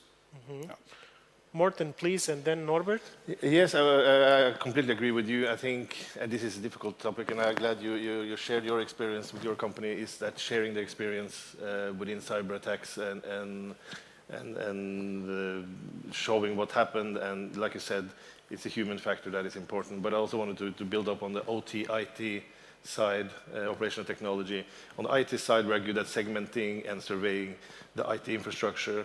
We should also adapt that over to the OT side and segment and do a surveillance of the OT technology in a higher extent than maybe what we're doing today. Mm-hmm. Norbert, please. Yeah, just a small point. Of course, hackers always try to get access to the systems, so you try to really have the highest quality of the firewalls in order to avoid that. But it happens, so it's also important that you have these levels of information, what you really can retrieve from the systems and what you really can influence. So to make it transparent, yes, potentially if a hacker would come into a wind turbine, he could stop it, then turbine is not generating, but it's not a critical thing. But what is totally excluded, that he could start flipping parameters and could bring the turbines into overspeed, destroying them and so on, because all this is not accessible via remote. So it's also this kind of levels what information you can really access by remote. That on the other side means that some of the tasks of our service people can only be done on site in the turbine, which is the other flip side of it. Thank you very much. Serhii, I'd like to address a question to you directly. How do you see the possibility, what would you do to improve the resilience of the energy system of systems at European level? In your experience or in your vision, what can be done to improve the overall resilience, both from cyber, physical perspective? The issue now of drones is very common. It's a very good question. So, unfortunately, we have a great experience in this direction, and now we have a proposal for establishment, so-called, I think, association between the TSO from Western and Northern Europe. And during next week, we will have a special session with this TSO for establishment this possible association. The main task is creating a constant platform for exchanging the information about threats and providing real measures how to increase the resilience of our networks, our energy systems. Because for these countries, different type of military, hybrid, and also technical threats is more relevant than for any other operators. And we organize our own system of risk assessment, risk mitigation, and countering threats. First of all, we start with forecasting threats, because we analyze the information about our enemies, about adversary states, about their possibilities to target in our the most important facilities. Then we have our methodology how to identify the most important facility, most important substation, and how to identify the critical elements of this substation. We also exchange this information with our neighboring TSOs, with different European and world organizations. So we work with MAGATE, with European Commission, with NATO, and we propose our own methodology how to identify the most critical elements, the most critical substation, because we can't protect everything. It's impossible for any operators. After that, we develop our own system and methodology of air protection around the most important object. I should admit that, for example, in Europe, we haven't non-flying zone around the all substation, around the all energy facilities. It's a very big problem, because the legislation should reflect our efforts how to counteract different type of threats. Unfortunately, now is not enough. And we work closely with NSOE, with MAGATE, with NATO, and we provide our own approach how we need to change European legislation. You know that during this week in Ukraine was established laws about market coupling. And this law connects Ukrainian market and European market. But also in this law we have a big part dedicated to the risk preparedness. And now Ukrainian risk preparedness system and European risk preparedness system synchronized. But we need to increase the level of risk preparedness in Ukraine and in Europe. It's a very big topic for discussion. Also, we develop our own system of engineering protection of transmission facility and generation facility also. In Europe, one of the biggest challenge is protection high voltage cables between countries and the protection of shore facilities. Yes, Ukraine have some possibility to provide some measures, some military or engineering measures how to protect this facility. But if you speak about offshore facility, it's impossible to protect using only engineering measures. It needs to be protected by military units and military measures. It's also very big task for discussion, because in Europe the system of military protection, the most important energy facility, unfortunately not high developed. We can export our knowledge, we can export our systems, our models, but we need to work together. Our main idea that maintaining the stability and security of northern and eastern flank of the European Union is a task for all European Union, because it's impossible to provide the security for the country with the big level of threat using only effort of this country. It's impossible. And especially when we speak about tariff company, like every TSO, it's impossible to use only tariff money to provide the security of the network, of the transmission network. Thank you very much, Sergei. Yes. Thank you very much. Yes? A very big discussion. Definitely. I'd just like to add quickly to what you mentioned. You touched on a very important issue when you said you cooperate with the EU and with NATO. There is, for instance, the agenda of cooperation between the EU and NATO on critical infrastructure protection. And related to offshore, this is quite an important topic right now. The European Defence Agency has had its own project on the coexistence between offshore wind and naval forces, which ended a few months ago. So there are quite a lot of dimensions that are being explored. First, I'd like to give the floor to Ariane, and then to Norbert, and then we'll take a question from the room. Please. Thank you, Sergei. You touched on a whole lot of points, and I'd like to pick out one. When we go to the sharing of information is indeed very important, and under the European Energy ISAC, we have established a task force for offshore wind.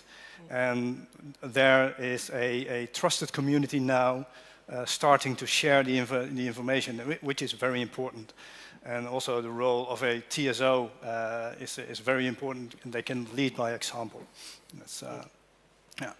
Norbert, please. Yeah, just very practical. A few hundred of megawatts of our turbines are running in Ukraine at the moment, and we have already been seeing turbines stop due to 2 attacks on substations. I have seen that in Ukraine, some roads are protected with camouflage nets. So the way to go on substation protection, because this is, let's say, the core part of the wind farm, for sure would help camouflage nets. You can't protect, of course, the turbines in that way, but nobody's shooting turbine by turbine. So that's, I think, a very efficient way of doing things. I remember in the US, there were a lot of cases where people were just literally shooting at the substations with their own guns. Morten?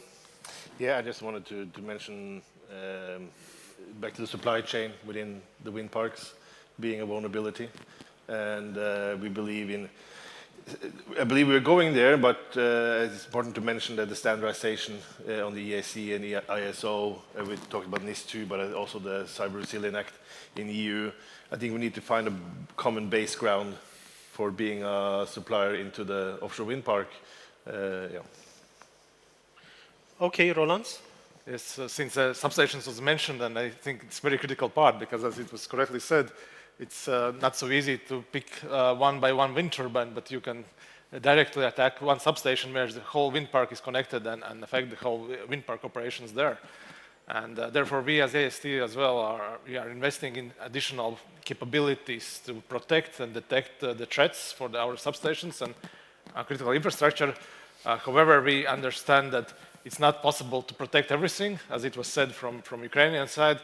So we are reviewing our reserve capabilities and our restoration capabilities. So how fast we are able to reestablish the connection, how fast we are established and to fix the failures on damaged infrastructure if it's done. So this is a very important part. So as long as we can to protect, but we have to be realistic. You cannot protect everything all the time. Yes, thank you very much. Do we have a question from the audience inside the room here? Please, sir, in the back. Well, wait a second for the microphone, please. Hi, yes, so there was already a question on Slido about this. I'm just going to ask about it too. Being in the world of AI, are there any new specific maybe tools or implementations in the world of cybersecurity? Say there is an attack on a renewable energy source, and yeah, I guess that's pretty much my question.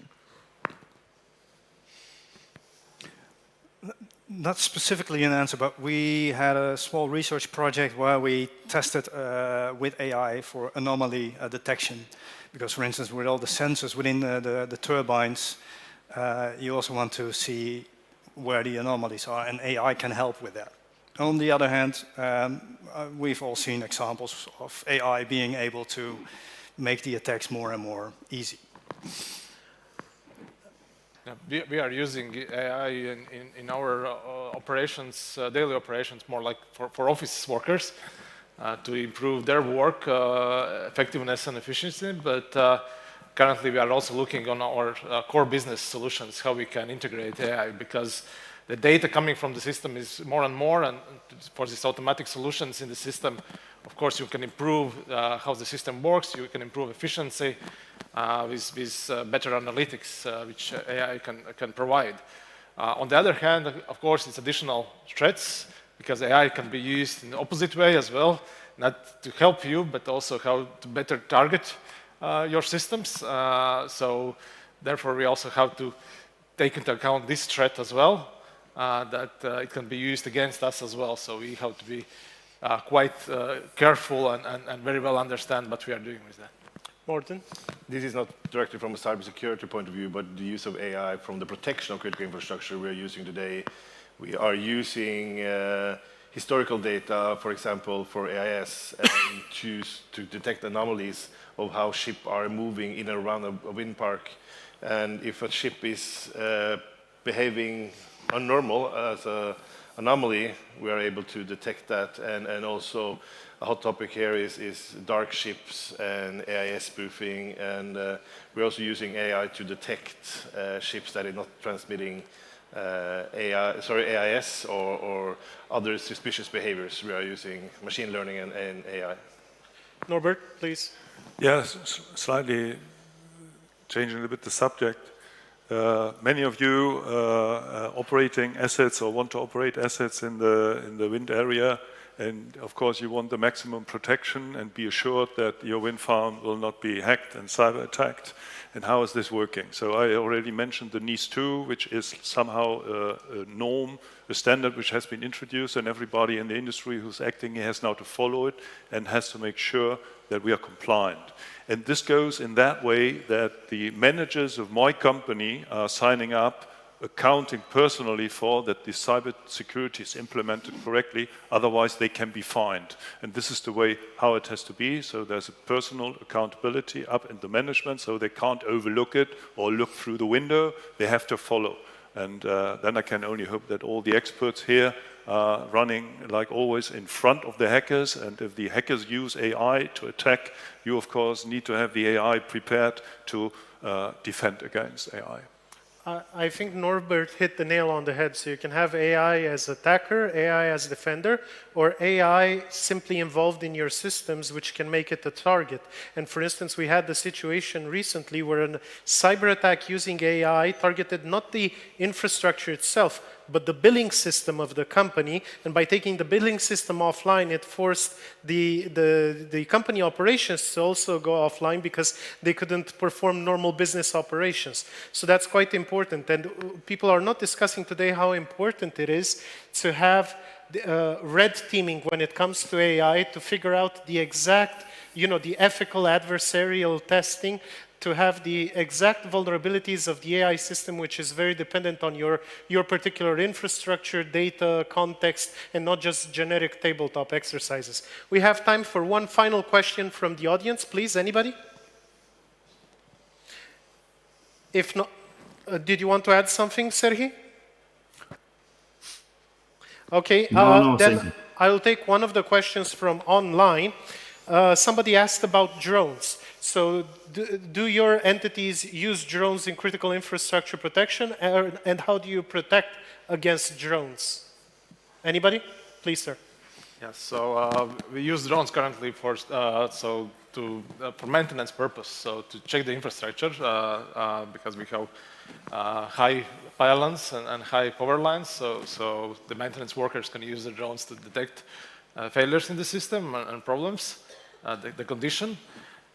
Then we are looking also forward how we can protect against the drones, because the drone threats is becoming more and more important. So we already have good cooperation with police and other services, so to better have surveillance capabilities. But we plan to invest in ourselves in detection capabilities as well.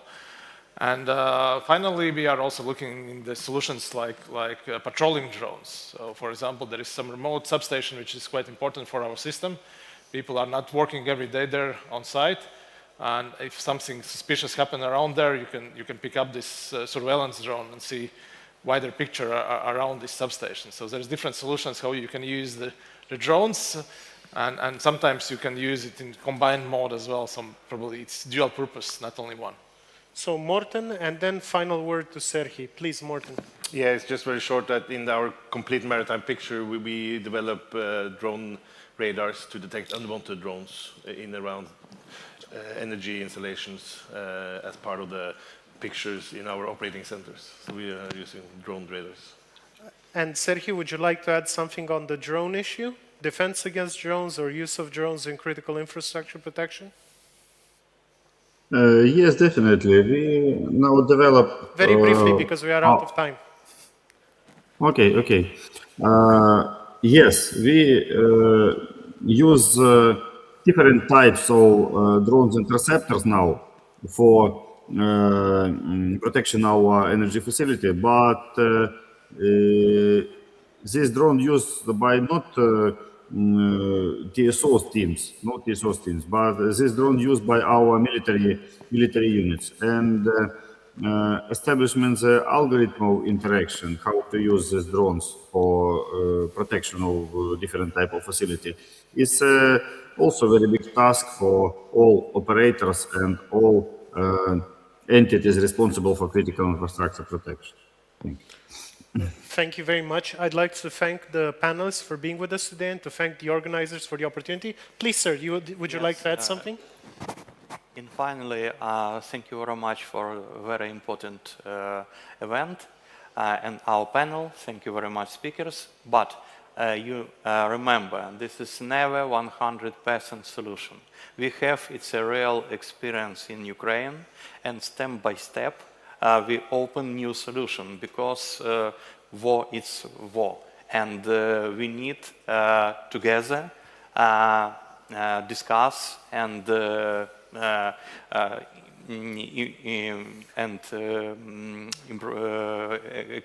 use experience we receive in Ukraine.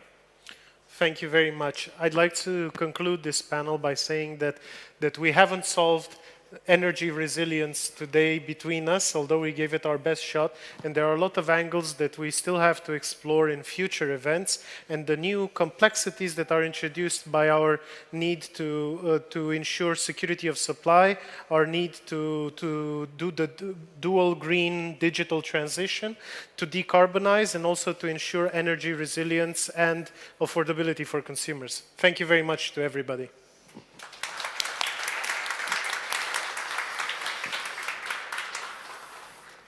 All right. Thank you very much to all our speakers for a very thought-provoking discussion. Thank you, Andrei, once again for reminding us of the reality that we're facing. It's not always easy, but it's a necessity. Now we have a very short coffee break for you to stretch your legs, get some coffee, get some water, and be back here at 3:10 for our next discussion on ports. Yes.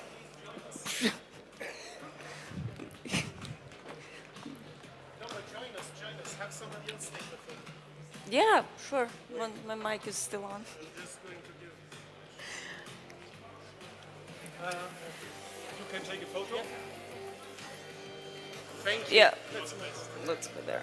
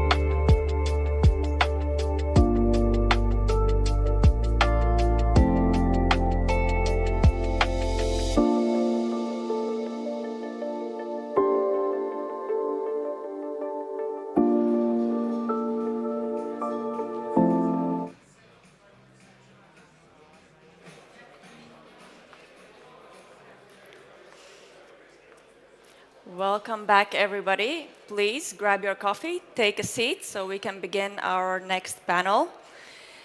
After this very, very short break, we are not having a keynote for this panel. We're jumping right back in. So let me remind you one more time that if you do want to ask questions, go to Slido, type in #stage2, and if we have the time at the end of the panel, we will get to your questions. But now, without any further ado, do let me invite the speakers on stage. For this next panel, no ports, no wind, the power behind wind energy.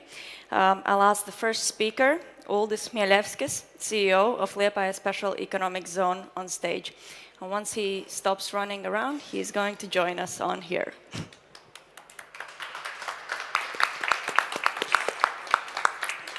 Our next speaker for the panel is Igor Ududovs, CEO of Freeport of Ventspils.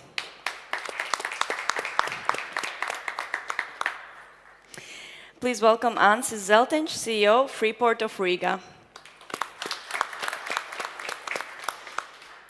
And now welcome Margus Vihman, the CCO of Port of Tallinn.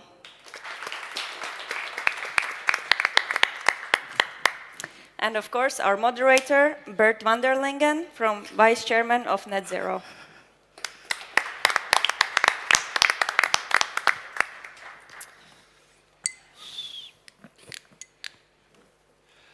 Good afternoon. I would like to invite the audience to come a little bit closer so that there is a good interaction, and I would also like to ask you to be active in the discussion.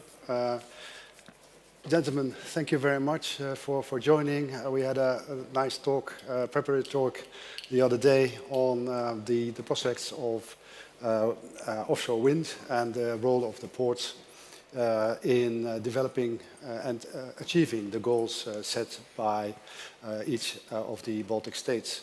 And I would like to ask each and everybody of you to have a brief. We learned about briefness the other panel about your idea, your conclusion as to how your port is ready for its role in the rollout of offshore wind and the lending of the energy. If I may start, yes. Liepāja port is as ready as offshore wind construction in Baltic Seas. Yeah, so as in previous discussions probably has been repeated numerous times that new projects are like really not moving forward. Just few are starting, and so it's, if we spoke 2 years ago that projects will start to build soon, yeah, so it's few years has passed and it's not yet happening, and it's being delayed and postponed for a while. But good things takes time. Good things takes time, and time is needed also for preparation work. And we have spent this time very much for actually doing this preparation. So we have done quite concepts, and we have had agreements with our investors that how to actually build the port. Yeah, so if there's a project, in 3 years' time we are ready to service construction of offshore wind ports. But we have gone even deeper about this, because we look at Liepāja port not only as for construction of offshore farms, but also for energy. So what to do with electricity that will be produced in the offshore. So it's SAF fuel manufacturing, hydrogen, Baltic German interconnection and projects like that. So we are accumulating like package of energy projects. Yeah? So all are in some different stages, different levels of readiness. So technical documentation is being prepared, environmental assessments being prepared. So it is going to take some time to start execution of them. Yeah, by the way, also congrats with this morning's MOU. That was one of milestones, but that what had to be completed. That actually describes very well number of things that we are doing that complements it. Yeah. Igor. Yes. The same question, similar answer, most probably. Now, basically, we are waiting. And meanwhile, we are waiting.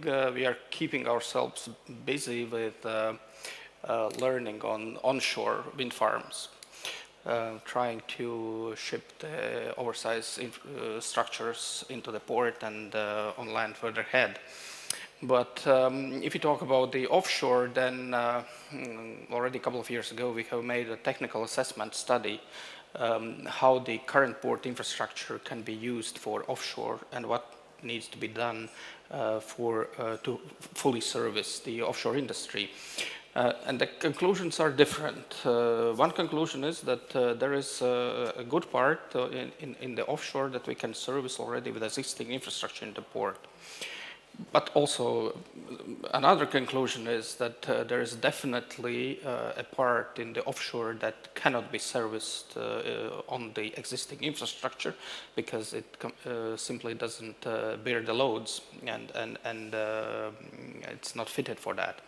So we did make a technical feasibility on a potential development, how to service during the installation and how it could look like. But it takes a lot of investment, and as we see that there is not that much offshore wind farms under development or potentially under development, so we are waiting a little bit. But as colleague from LEPA already mentioned, there is a number of things that we can do besides that and do as well after the offshore is installed. Let's say for the operations and maintenance, we have already dedicated a special site in the port, very close to the exit of the port or entrance to the port, how you view it, to be ready to service the offshore industry in operations and maintenance level after it has been built.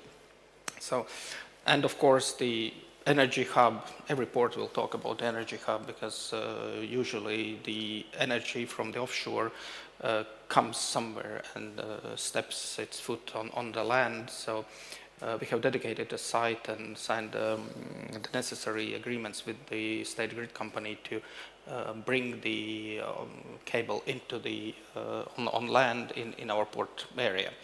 So there are a number of activities, but maybe not to talk for all the 1 hour. I will let the possibility for other ports as well to mention something. Thanks. Francis. Yeah, okay.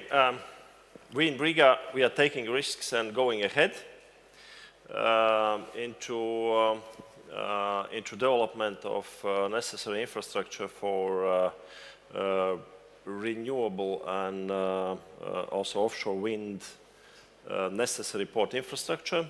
Our focus and strategy was based that one thing what is missing, if you look around Europe for the coming future, for offshore wind and wind industry to develop, is dedicated port infrastructure, which again needs new areas. So that means that new, quite big areas in order to, doesn't matter, it's a marshalling installation or manufacturing, but you still need quite a large areas for operational necessities for those who will do the business. And that is something which is pretty scarce, also around the Baltic shores and Baltic ports. And that was one strategic direction. Another one was, of course, related that critical manufacturing needs to be brought back to Europe from elsewhere, including Far East and China. And in our view, of course, also wind turbine and wind industry component manufacturing parts are those critical ones. And that was the base. So we defined the place, we defined the space, we gathered quite a large volume of different, analyzed quite large volume of information also together with the consultants, understanding what is possible and what is not possible, also learning new things. And our strategy, so we are going ahead with a technical project and construction of the site with a view of landing potential manufacturers of different offshore wind and renewable component manufacturers. For time being, we are not looking into, so we have also analyzed our advantages, disadvantages, as we are situated in the Gulf. it's a bit aside from the main shores of the Baltic Sea, and also if looking towards potential projects, offshore wind projects in the Baltic Sea, so they are mostly on the main coast, and of course everything around installation, the distance and the cost of installation vessel is high, so that distance plays a role. In the manufacturing part, so that's not so crucial, because then the market is not just the Baltic Sea, but most probably including also central part and the projects in the central part of the Europe, North Sea, etc. So that is one part, but of course as a port we're looking towards renewables and understanding also that port already for quite time is not just about the classic cargo and shifting classic cargos, but it's also about energy transition, meaning that looking towards what happens about the energy storage, what happens about the hydrogen. Riga most probably no, but not for time being, but I know many ports are looking also towards the data centers where the main data cables are coming onshore. And also this is quite a large, I think, industry where the ports will and are active. Thank you, Marcus. How is it in Tallinn? Yes, we are 100% ready. You probably know that we have concluded the construction of the marshalling quay in Baltic Sea South Harbour, which is then the first in the eastern side of the Baltics. And in February, we already had the first ship mooring there. This was this time onshore wind details for one of the parks in Latvia, actually. But we are working every day to have the first offshore clients there. We have 310-meter long quay with a backyard of 10 hectares and additionally 30 hectares on the close area of the quay, which is very well connected with the quay. And I hope I will have some good news during the first half of the year, also for the first offshore client. Congratulations. Thank you. I would like to also extend the scope from the Baltic area to, let's say, the European theater. We have seen the publication of the EU wind port strategy. Sorry, EU port strategy.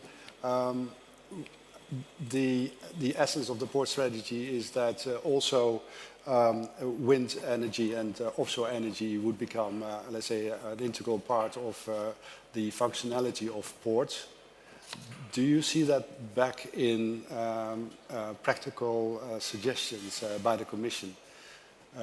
And if so, how would you, let's say, implement that in your port? My impression is that many of the ports are quite ready. I was wondering, by the way, how much tonnage do you have as a carrying capacity per square meter in Tallinn? Because you were asking also about or mentioning the carrying capacity. We have 20 tons per square. Right. And we can increase that in the areas where needed up to 50. Yeah.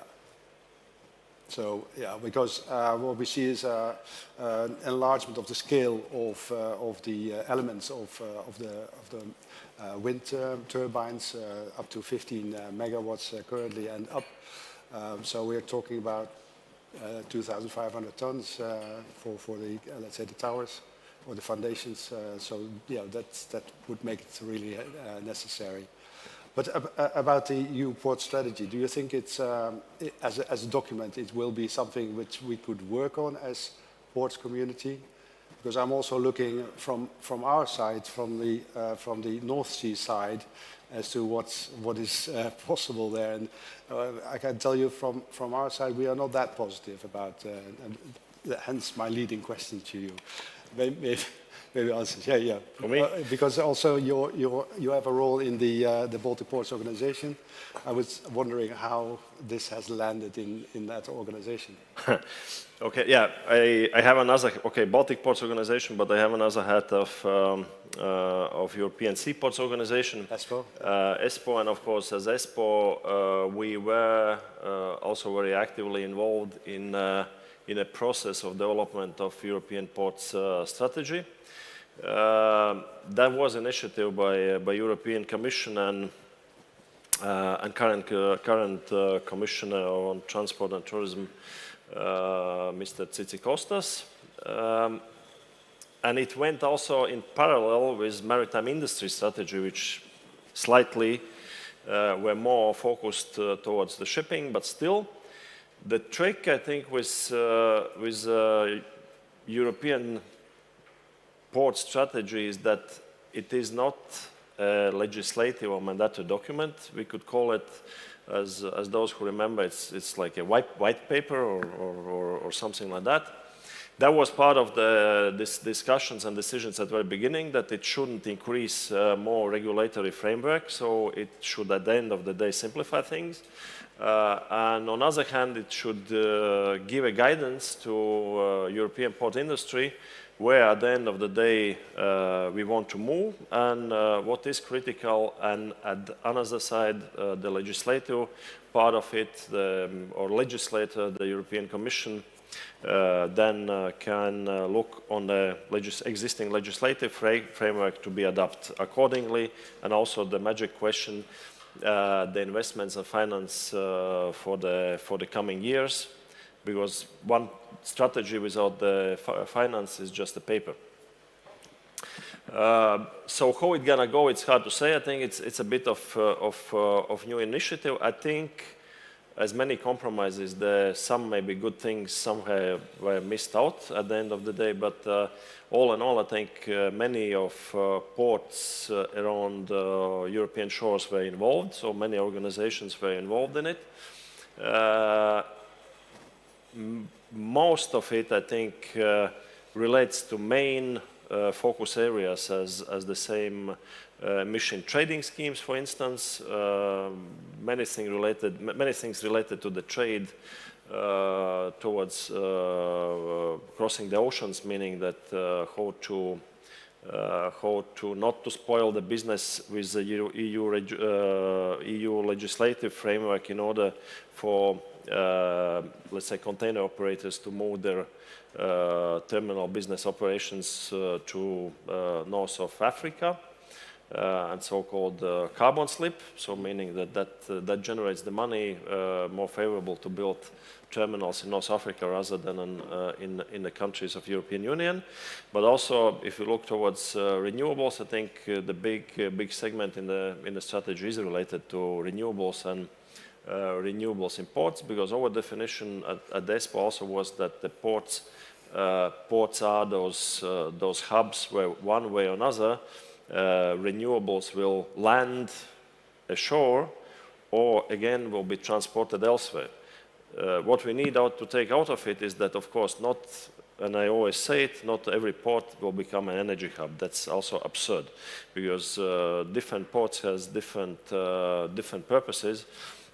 Some are more multifunctional, some are very purpose-made, and that means that not everything will happen everywhere.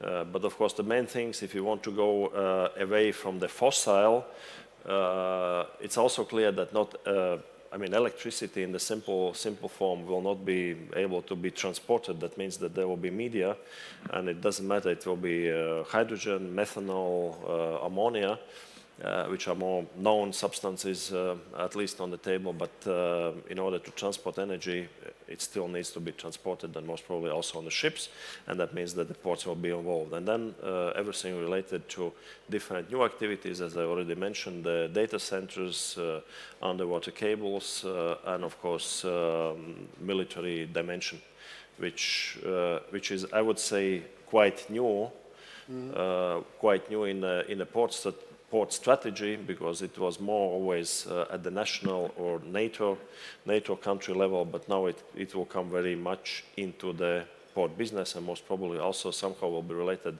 to the critical infrastructure and critical segments of the energy. Thank you. Thank you. This triggers me, Ildis. You were also talking about the multifunctionality of the port. If you're talking about, let's say, military applications, I'm immediately thinking about the 1.5% or the 5% defense expenditures. Do you see a possibility, perhaps, for, let's say, invoking that 1.5% in infrastructure developments in the port? 5%. Latvia has set target and actually achieving it 5%. But let's say we can look at history. Yeah? So Soviet times, Liepaja port, that was one big part. The biggest part of it was Soviet Navy base. And any commercial activities that was happening, there were two large fishing companies employing each one of them several thousand people. Yeah, so fishing and Navy was working very well hand in hand in one port. Yeah. Currently, NATO has planned to build NATO infrastructure in our port, so a new base for Latvian Navy and also for NATO Navy. 160 million are allocated already for that. Meanwhile, we have enough space to build infrastructure for offshore wind construction. So it's historically we have large port areas that is still not developed. Yes, so that's why we're working on both directions.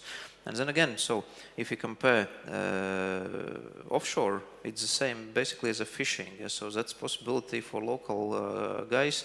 Now we know that there's no much fish in Baltic Sea, but guys who went fishing can study in local maritime college and actually learn maritime professions that are related to offshore and actually work in Baltic Sea, so not going far away from home and bringing money back to the city and to the region. Yeah, so let's say we see that let's say port is just a place, the location from where you can do businesses that can benefit the local community, and the how to say strategies can be written, and strategies tend to how to say show best time scenarios, but the real life actually is saying something else. Yeah? So I was reading the strategy, but I don't remember what was told about the Strait of Hormuz there. Which page did it said? Yes, so nothing probably. And then we see that such geopolitical situations, what happen around, can change quite quickly attitude and actually targets of what has to be done, where money has to be concentrated in maybe next few months or next year. Yeah, and so that's why we have to be ready with, we have to have very high readiness for all our projects and get them implemented very quickly, because momentum can come at very moment. And we have seen last 5 years, it's like every year, things happen even within weeks and months period. Yeah. So multifunctionality, I think, is a key. Readiness is a second thing, and how to say, be brave enough, maybe think ahead of strategies that are approved officially in Brussels, let's say. Brussels. Yeah. Yeah, which is a magic word, of course. Igor, so you were mentioning also the investments being necessary in the ports, and in connection with the rollout of offshore wind farms. Mm-hmm. Do you have the impression that, because my impression from the outside, let's say from the North Sea region, is looking at the Baltic Sea, is that the state of readiness of ports as compared to the state of readiness in the countries around the North Sea is relatively better than the ports around the North Sea, because we are ringing the alarm bells for our ports, because we feel that there's not enough capacity yet to create the momentum for the rollout of wind farms. But what about, let's say, the balance, because the port is always in the center of the balance between the rollout of the offshore wind and the offtake. So how do you, as a port operator, think about the development of the market situation as such? Yes. Are you optimistic about this? As always.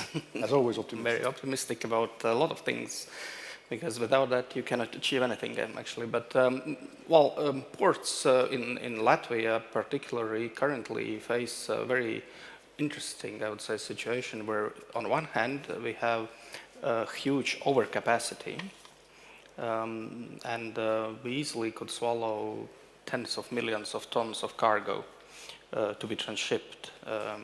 But the thing is that Latvia doesn't produce so much cargo, so mainly it was transit before. On the other hand, even having this overcapacity of infrastructure, the infrastructure is not sufficient in a way it is needed for the emerging industries like offshore, and offshore is being one of them. I mean, hydrogen or methanol.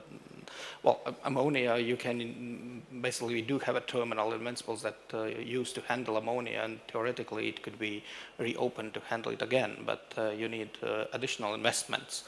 And the big question always is whether you can justify the investments with, in the current market, or who takes the risk.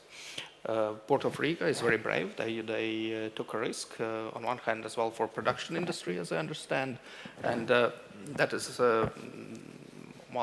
that's very good. Yep.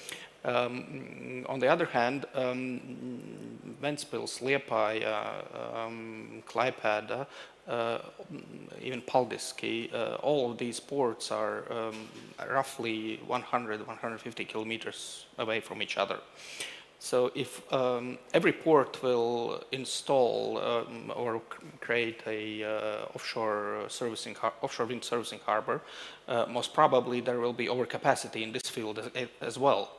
So in this sense, whether this is the direction where to go, yes, it will develop. There will be a lot of business in different fields, not only as marshalling and installation harbors.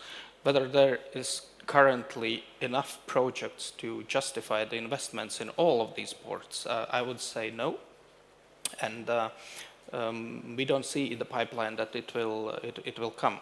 So if there is some port who is optimistic enough to take this risk and to go ahead, to find the right partners to set up the concept, who is doing what, and create this, I think it will evolve, and it will go ahead with or without the EU port strategy. Yeah. On the sports level, I think this is the most important thing, whether you are capable of combine all these players and to bring it to the market. But if you describe the situation as you did, so with the uncertainties surrounding the investment and a potential overcapacity in the ports, how did you get to an investment agreement, the financing agreement in Tallinn?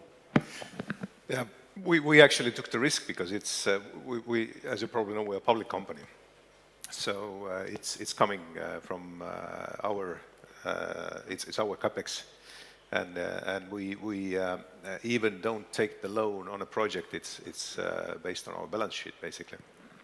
But then again, you know, everything that Igor's mentioned is correct. On the other hand, if we look at the future, then European Commission says that there could be up to 80 gigawatts of offshore wind in the Baltic Sea.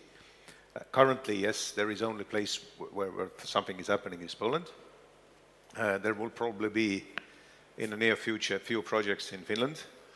We all know what happened in Sweden, so there is nothing happening right now. Baltic States, I'm very pessimistic at the moment, at least. And the problem mainly is that there is no. And I was just coming from the presentation of in downstairs where they talked about the banking of the projects, and basically everything is there. What you are missing is a clear vision from the state, so CFD or BPA or something like that, but in the Baltic States it's not there. I heard there was a meeting in Tallinn the other day where CFD was compared to toxic, whereas it's the trend. I don't understand why is that, because if you look at places where things are happening, then mostly or in 99% of the cases it's CFD that makes it happen. So I don't think we have to think out of, or the politicians shouldn't think out of any new things. Just see what is working. Otherwise, even in Poland, you know, and you know, copy if it's working. But yeah, if we then look at how many ports we have, then we have currently like Rønne, we have Mukran, we have an excellent port in Świnoujście. There is something happening in Gdansk, and there is something happening in Klaipėda, and then we have my port, Paldiski. And again, even now, I understand Świnoujście is doing good, Rønne is doing good, Mukran is doing good. I hope my first offshore contract will happen during the first half of this year. So if something starts to develop, we are very quickly out of ports again. Which brings me, Ansys, also to sorry, Ansys also, Riga has also the investors yes, going there. It's fine, yeah. But it brings me also to the point of, let's say, the public-private interaction. And also, let's say, in the international context, what is being done with, let's say, the cooperation among the member states around the Baltic Sea basin, what is happening with NSEC in the North Sea. You have the Marienborg Declaration 2023 and subsequent meetings. What I find interesting is the term overcapacity comes quite regularly by, and my question would be that what kind of coordination is there among the coastal states to coordinate and specialize functions in the servicing of the developing offshore wind industry, or is it everybody for himself and creating? I'm exaggerating, of course, or is there a plan? As far as I know, most probably there is no plan. But the question, of course, on coordination among, even if you look on a regional stage at the European, like the Baltics, like North Sea, like Mediterranean, most probably it's a good point and good direction. The question is, of course, more at the political level how to do it. Because in reality, whenever we talk also about the offshore wind, even whatever energy segment that is, so it sort of covers quite large different segments of different industries. Because in many cases, the developers are very related to the electricity, the grid. Then the ports are looking more towards so how to move the things, how to manufacture them, and how to move. Another side is that necessity for energy and electricity is then driven by manufacturing or production of something different, which we need to do in Europe, like whatever the car industry, for instance, and then I don't know, electric car. What's going to happen with electric cars? What's going to happen with demand for electricity? What happens to the grids and the connections, because that's also a big point. And in reality, I don't think there is kind of the seamless coordination of all of this. And that's why even if there would be a coordination between the ports and port infrastructure, who is doing what, most probably that would be kind of the nice how effectively to use resources. On the other hand, also how the parks and how the wind projects or energy projects are developing is a bit at the energy business side. So I think in ideal world it's kind of good direction. In reality, I'm not very positive it's going to happen. it's like nice electricity price. Most probably everyone would like in the Europe, but unfortunately that's not the case.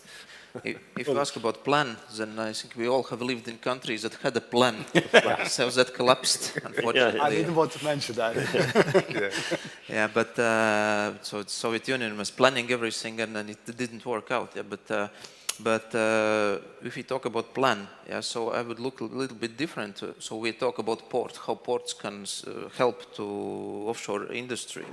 But we are actually doing opposite. We are trying to help to create demand for port services. And one particular example, so we just signed and booked space in territory of our Liepaja Special Economic Zone for large substation to do possible interconnection between Baltics and Germany, electrical cable. Yeah, so it means Germany and Europe is, let's say, there's demand for electricity.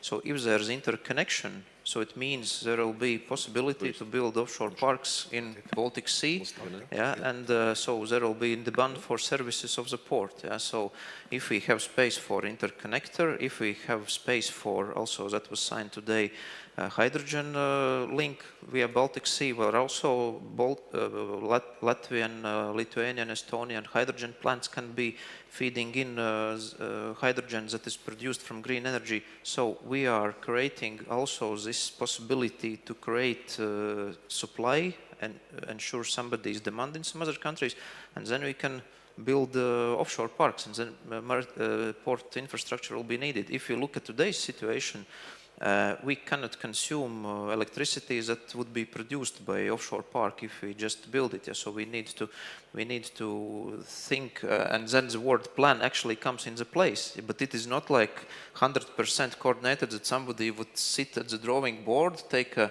I don't know, European Union map.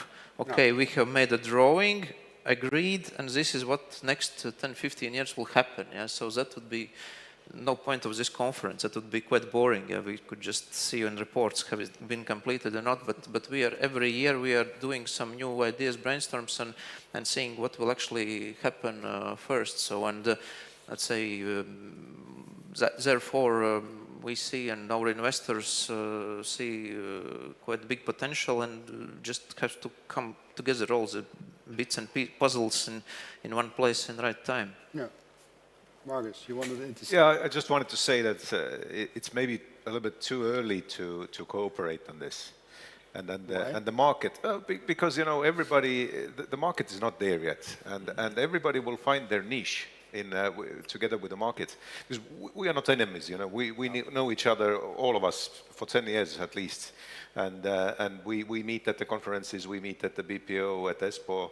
And we exchange information and so on, and yeah, sometimes we are competing, we are after the same clients sometimes, but it's I would say a friendly competition. But just to explain, you know, monopiles in Baltics, now they have the Baltic Towers factory in Poland there. So probably there is no point of having another one at least next 10 years around the Baltics. So they have taken that part. So okay, we should, you know, not run for the monopiles anymore. Maybe in the future, in 5, 10 years, but right now it should be something else. So the market will make it show. Can we cooperate, and should we cooperate, or is still everybody, you know, by himself? Yeah. Yeah. Now I would say that the biggest risk, but that most probably is very small, that I don't know, in a few years it's been discovered something absolutely new, how we can get energy, and then full prospect of wind energy becomes redundant, because like it's too complicated, it's too expensive, and okay, that's it. But most probably in reality this industry segment will develop, also the parks will develop, and also all of you and the participants in the conference, it shows how broad the industry is. So it's in simple words, we're always talking whenever like wind energy, it's like blades, nacelles, towers, and monopiles, but it's much more around that. So there are many also niche industry segments which are needed in order all that thing to be produced. And as Margus clearly said, there are in the component segment, of course, definitely there are things which are simply scalable. That means that there's no point to for the newcomer to build new factory and trying to compete to get into the market. So it's easier to upscale one or another factory elsewhere already existing working in the Europe. But there are segments which are not upscalable, meaning that any growth in the market will need new space and new manufacturing space, and that is this potential and option. And also, if we talk about the first movers risk, yes, that's there. But on the other hand, also the time is crucial, because also manufacturers, they're looking on the development on the markets, and when it's needed, if you're not there, you are not there. So that's it. So you lost your momentum. If I can add a quick comment, and also, you know, the infrastructure is very funny. You know, whatever you built yesterday is cheap today. So this is also something that when you are moving faster, then maybe your prices in the future will be better. So you have a comparative advantage. Yeah. I was also thinking, because there's also a discussion in the Netherlands about the whole life cycle.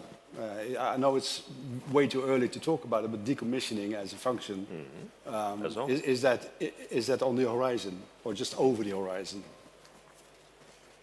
Yes, I think it's absolutely clear topic already now, because many of early turbines most probably come to the end of their industrial functioning life.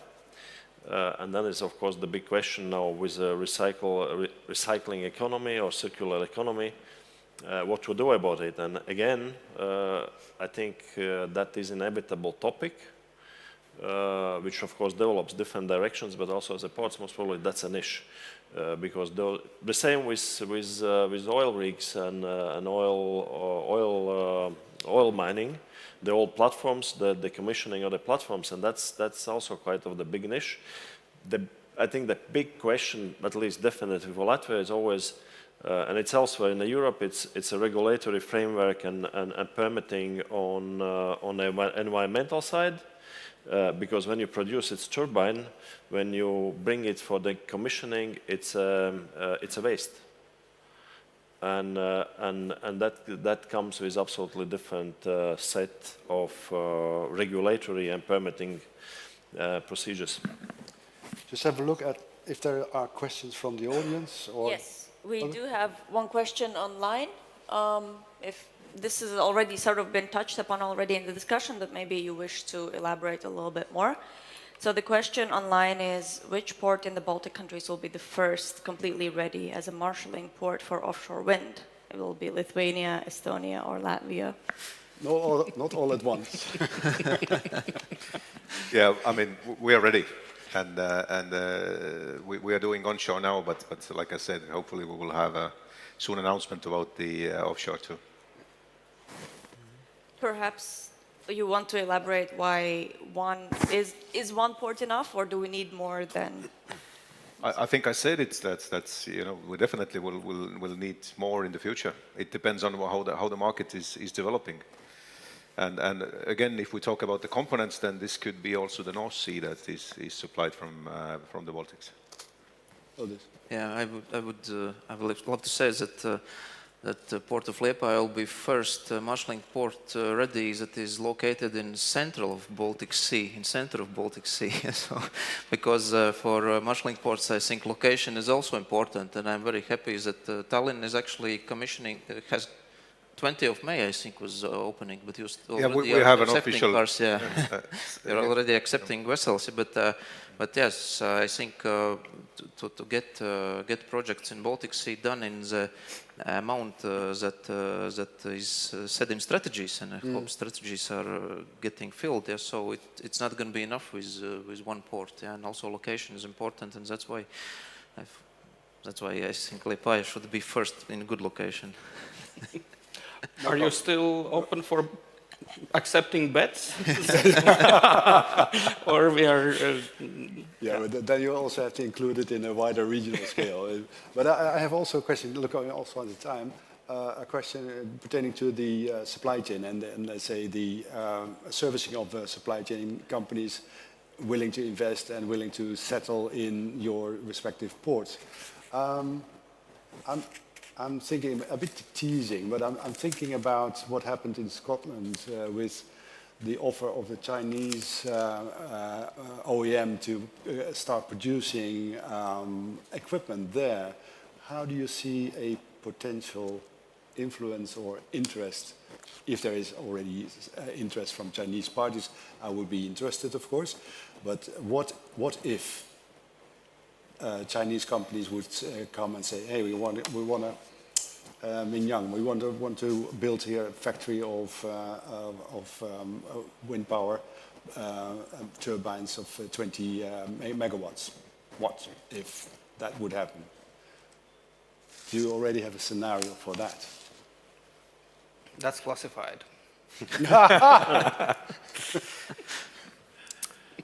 But for this excellent audience, yeah. If I can, you know, I don't think the problem is the factory. You know, factories are very welcome. The problem is that where you're going to install them. I mean, we all know there was a German auction also where one of the German or the European developers were wanting to get the equipments from China, but it was banned by the ministry. So investments are welcome, but the state has to say, you know, if this is okay with them, if it's installed in Europe. Yeah, I think it's a bit of political question because slightly there's a difference how you define strategic interests nationally across different EU countries. Then, of course, is this European grid where with appropriate volume of investment, you still should apply for cross-check or permit from the European Commission if it comes from the said countries, including China.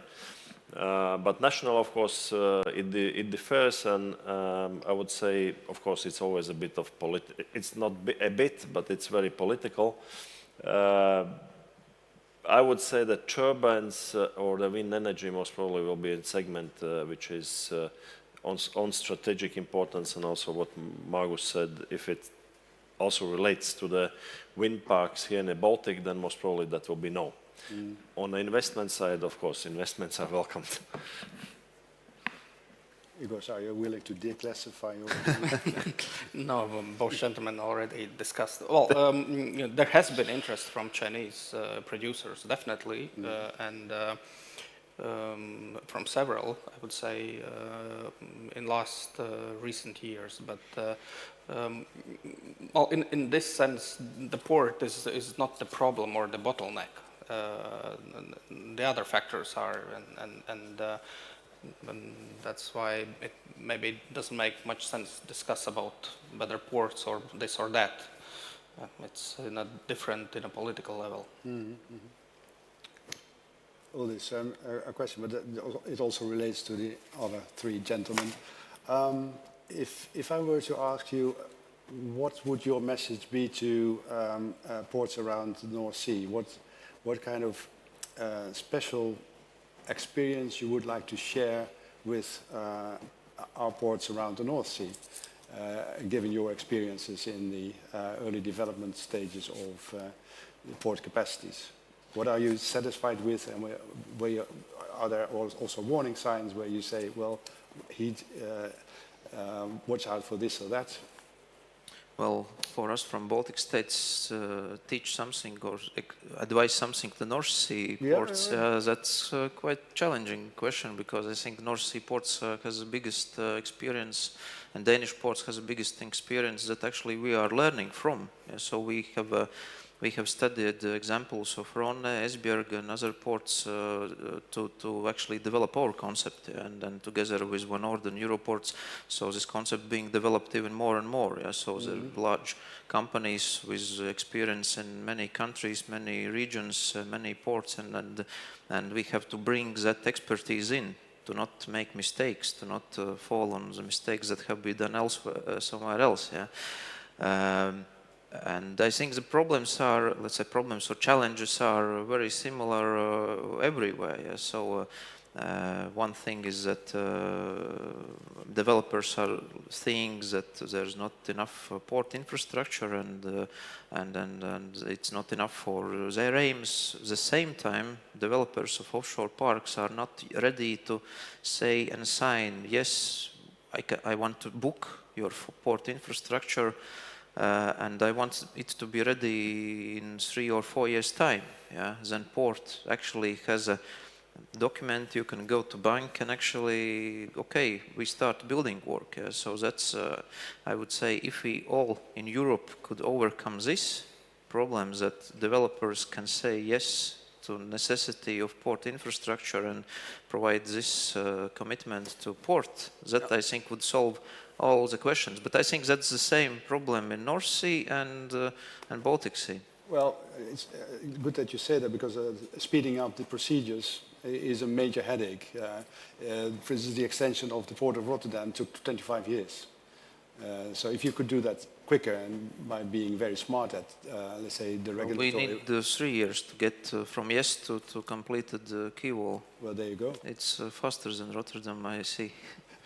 Igor, do you have some recommendations? Well, I mean, ports are so similar and so different at the same time.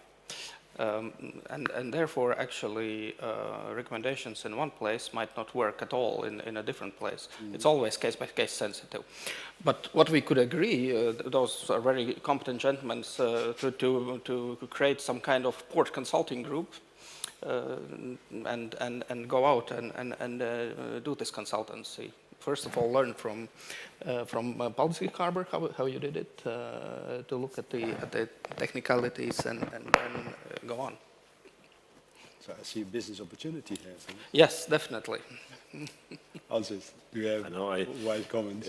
Just a small example. I think it was Southampton, but okay, port in UK, and I was there, and a chief executive was showing around, and there's a place and a land plot. I said, okay, I mean, so we are renting out the land plots and developing and so on. I said, okay, but what is the term of the land lease for this? I said, for this one. So for this one, most probably another 470 something years.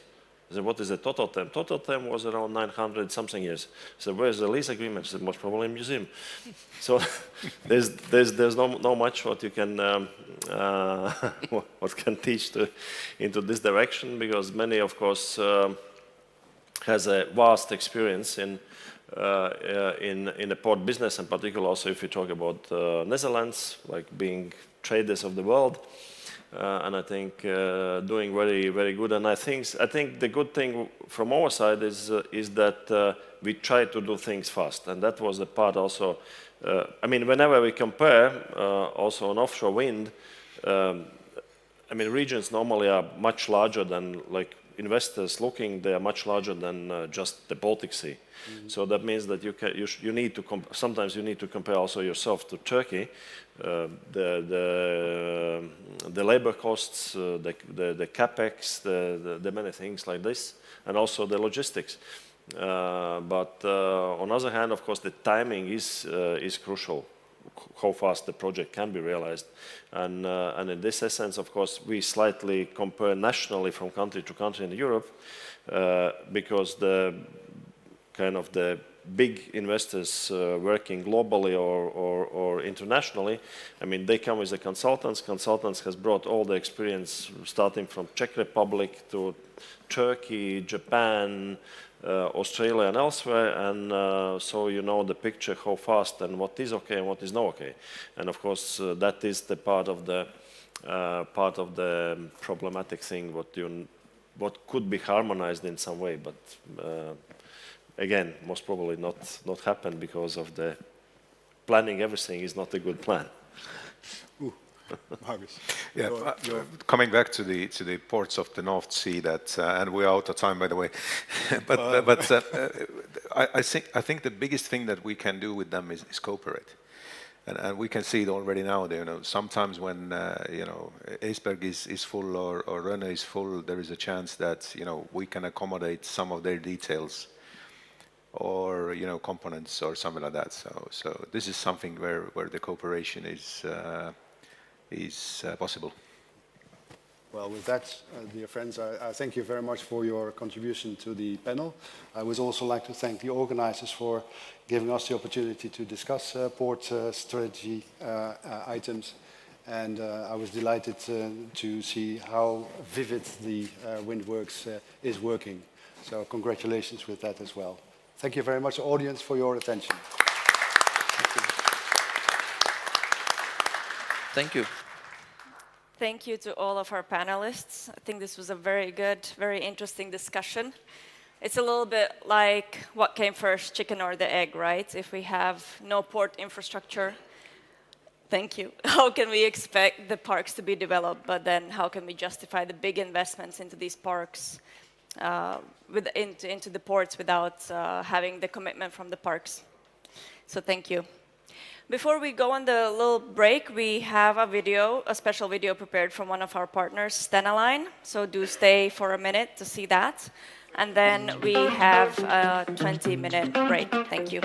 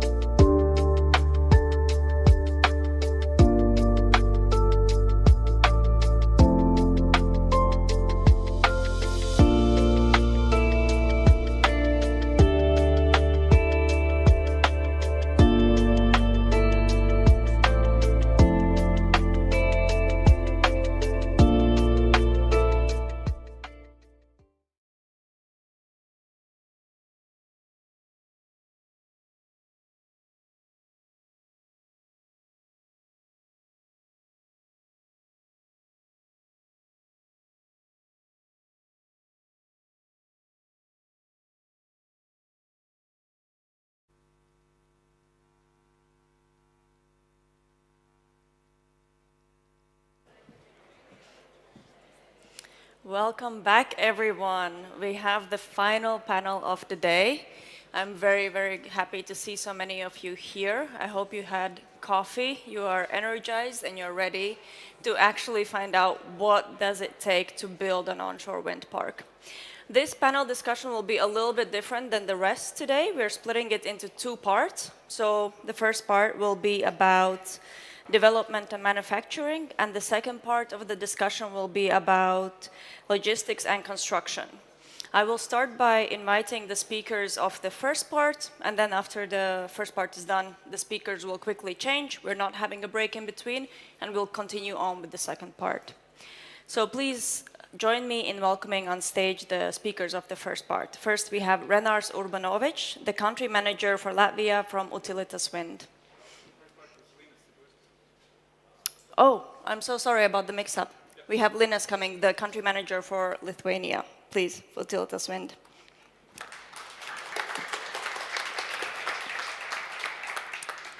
Next speaker today, we have Mindaugas Urbonas, sales manager for Eastern Europe, Enercon.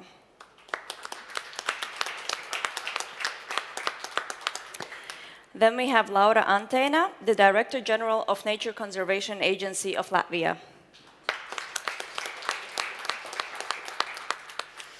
We have Ilze Kramiņa, Senior Partner, Attorney at Law, Evershed Sutherland Bittant.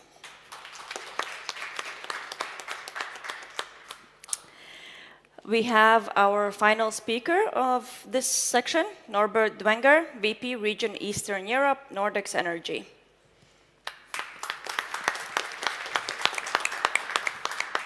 And please welcome our moderator for the session, Jorens Jaunozols, partner at Sorainen.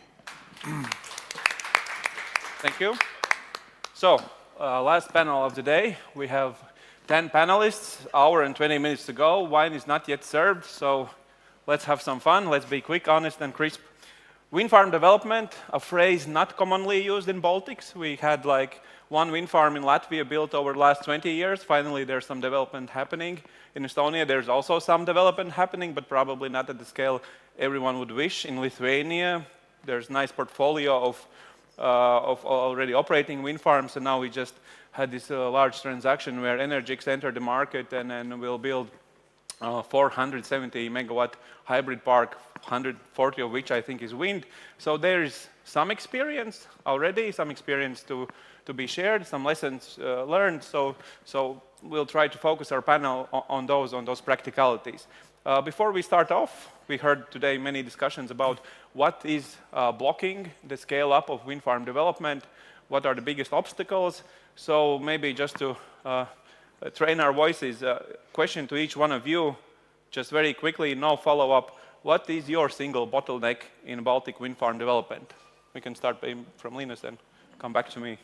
So the legislative volatility and I guess the financial part. Norbert? Orders. Yeah, I mean, on the development side, we don't have really a restriction, of course not, but what we see is that there are more projects ready to build than projects able to close finance. Okay, Ilze?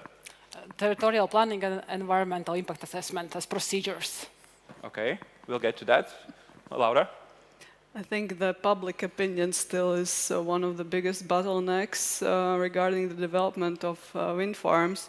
But I think it also has built the clash between the public opinion and yes, the developers, because there has not been set direct objectives for how many actually wind farms or turbines do we need, and that is one of the clashes in between the public opinion and I think the development options. Okay. Mindaugas. Lack of clear route to market, I would say, which then results in the absence of the cost-efficient financing instruments. Okay, that's, I think, many good starting points, each of which we could discuss for many hours, but we have quite limited time, so let's jump to it. Linus, you are representing company developing in all three Baltic states. If you had to rank Latvia, Lithuania, Estonia in overall process, what would be the honest rank? So the Lithuania, then Latvia, and then Estonia. So, you know, Lithuania had the breakthrough package that happened in 2022 that helped to jumpstart all the developments, and then there's numbers to back it up. We do have some drawbacks with this. The 1H, the 4H rule, the birds and bats that are being currently and always disputed between the parliament and the people, the communities. So this is just an ongoing matter, but we still managed to get the projects to market. We managed to develop those and just move forward with that. Latvia, of course, the second ranking. We do see, as mentioned, EAA and zoning planning as the biggest bottlenecks right now. And Estonia, we are developing their projects from 2020, and I think we only have 2 successful acceptances for now. The spatial planning procedures are terrible, and you just have to live with that. Always hope for the next election. In Latvia, we have saying it always can be worse. So thanks for your ranking. I mean, not so great news for Estonians. Same question to suppliers. Norbert, maybe we can start with you. In which of the 3 countries you would see the most credible pipeline, and in which country you have to educate developers the most? Yeah, I would say let's go by the facts. So Lithuania is really leading. So they opened the pipeline and brought projects to construction earlier. So politically, they had a more ambitious plan.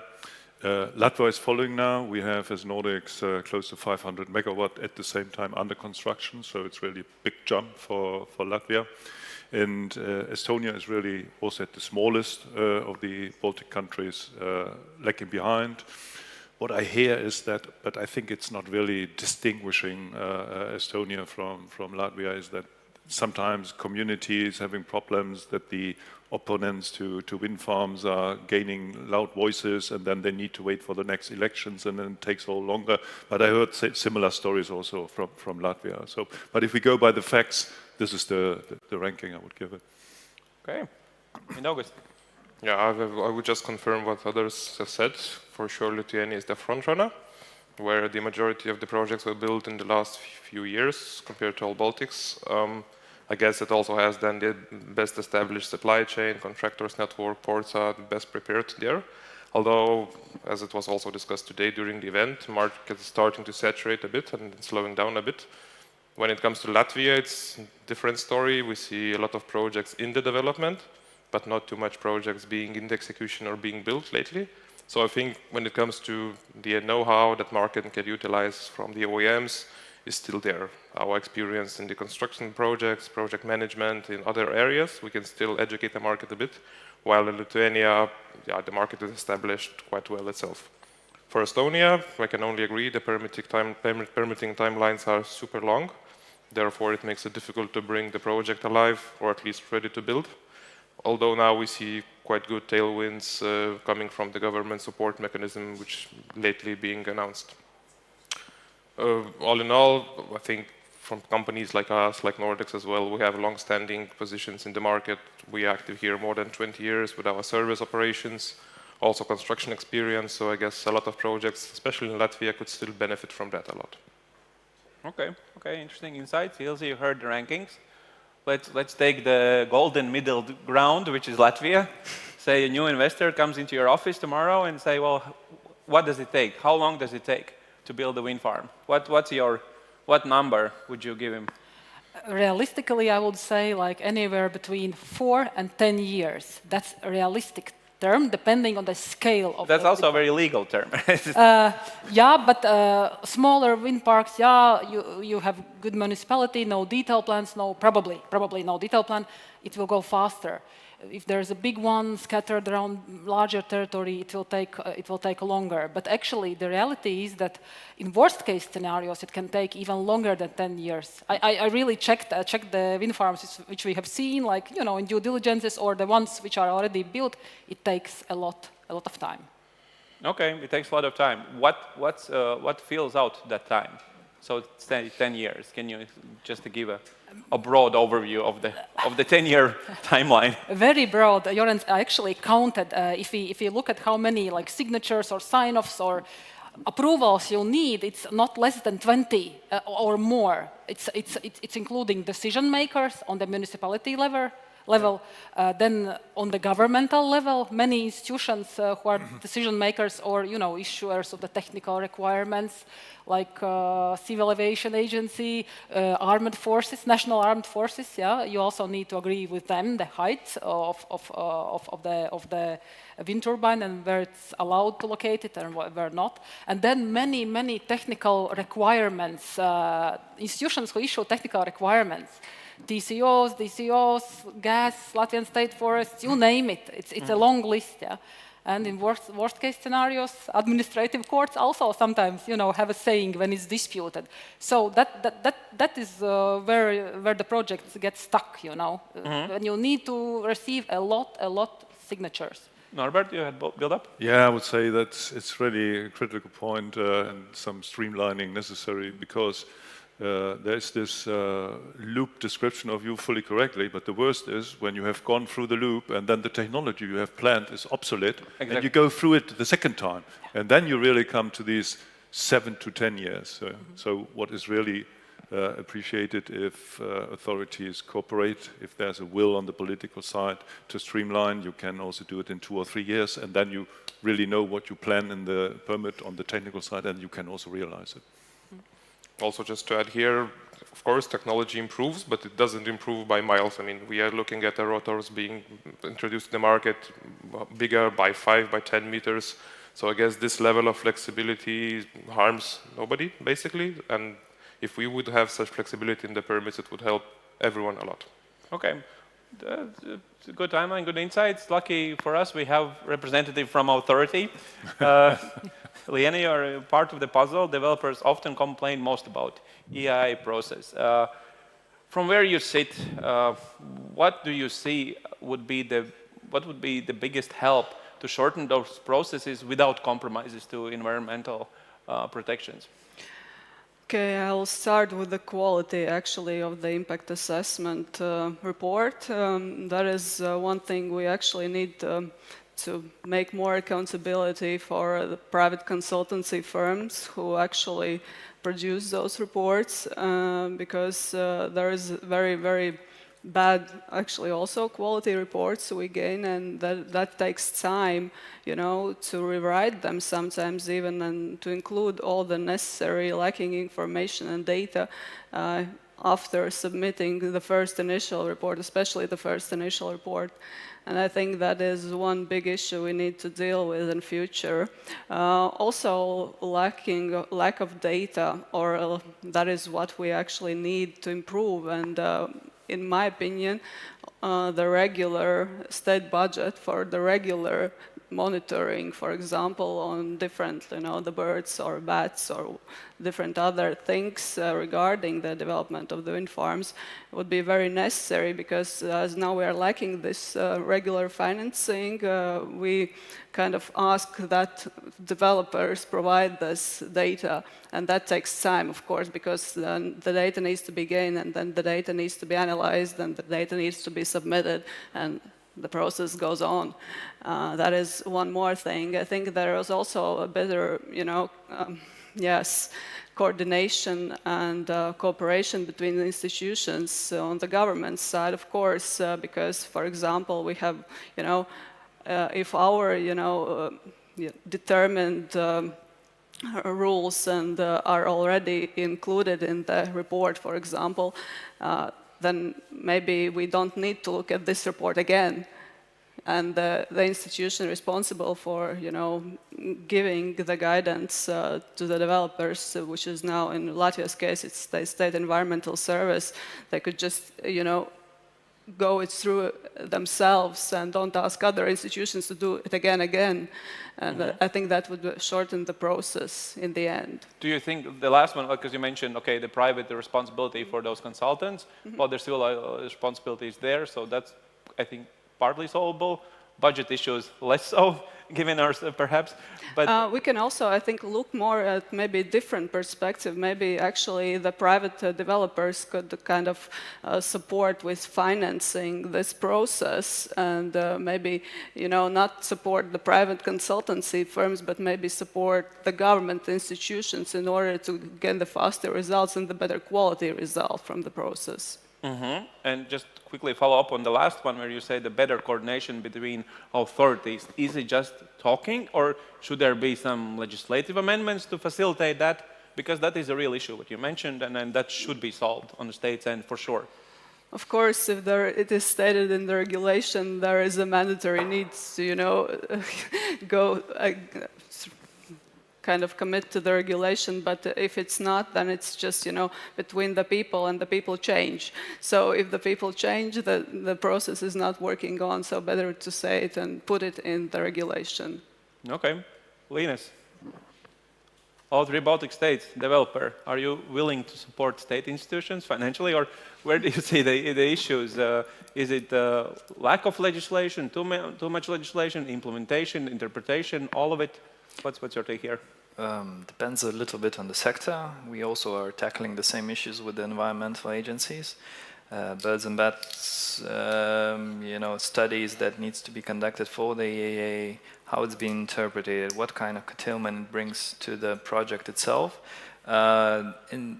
There is discussions on the market to actually create a fund to protect some national species or to invest into better technologies. The developers are willing to take these kind of investments. Supporting in data, that could be also an option.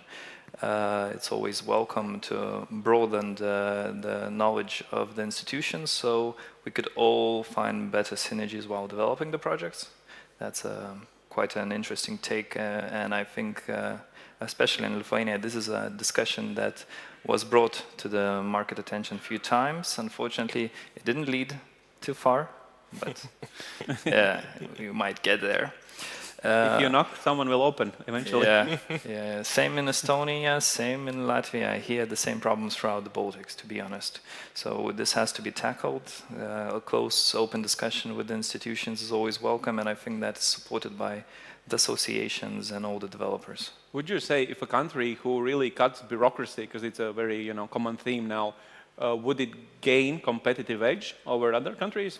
Of course. You see here, energy policy has to be firstly led by the government goals. So we have that right now. We had a similar event just a month ago, I think, in Vilnius. So there, we have different institutions coming in together, setting some guidelines and setting some ideas, clear path, and these are being followed. The discussions, of course, need to be aligned between the development, between the private and between the state view.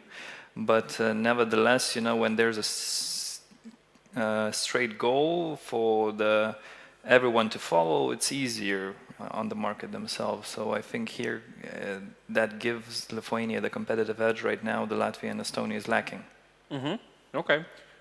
Going to supply side, Norbert and August, you work with technical matters, these grid codes, access to grid, DSOs requirements. How do you compare broadly where Baltic stands in comparison with other markets you operate in?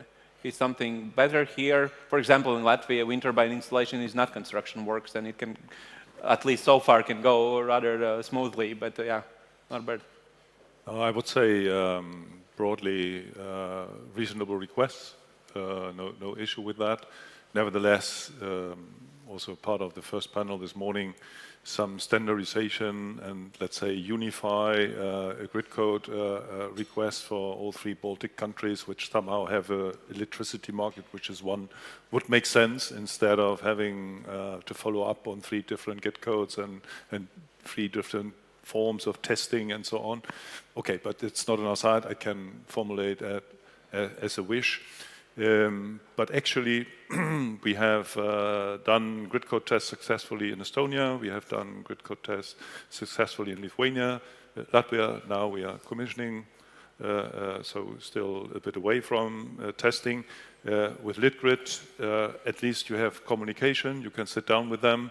they have some requests which are, let's say, outside the possibilities of the wind turbines we are selling. So then you need to come to exceptions, deviations, and after, let's say, having the experts talking to each other, they understand that the request they have cannot be fulfilled from wind turbine, and then they formulate an exception and the wind farm can be connected. I'm talking about things like black start or a POD function, power oscillation damping, in certain number of hertz, 5 hertz or whatever. The industry can't do it, and then they settle on it and they adapt also the regulation. That's fine. Mindaugas?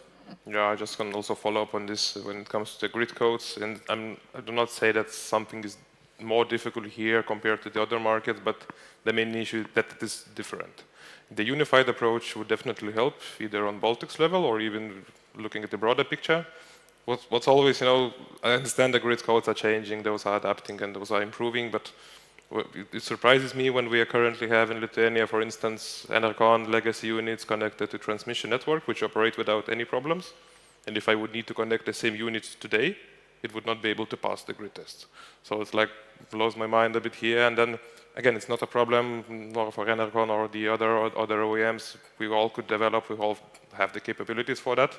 But it basically results in the end in the increased time, increased costs, and sometimes even some unnecessary discussions.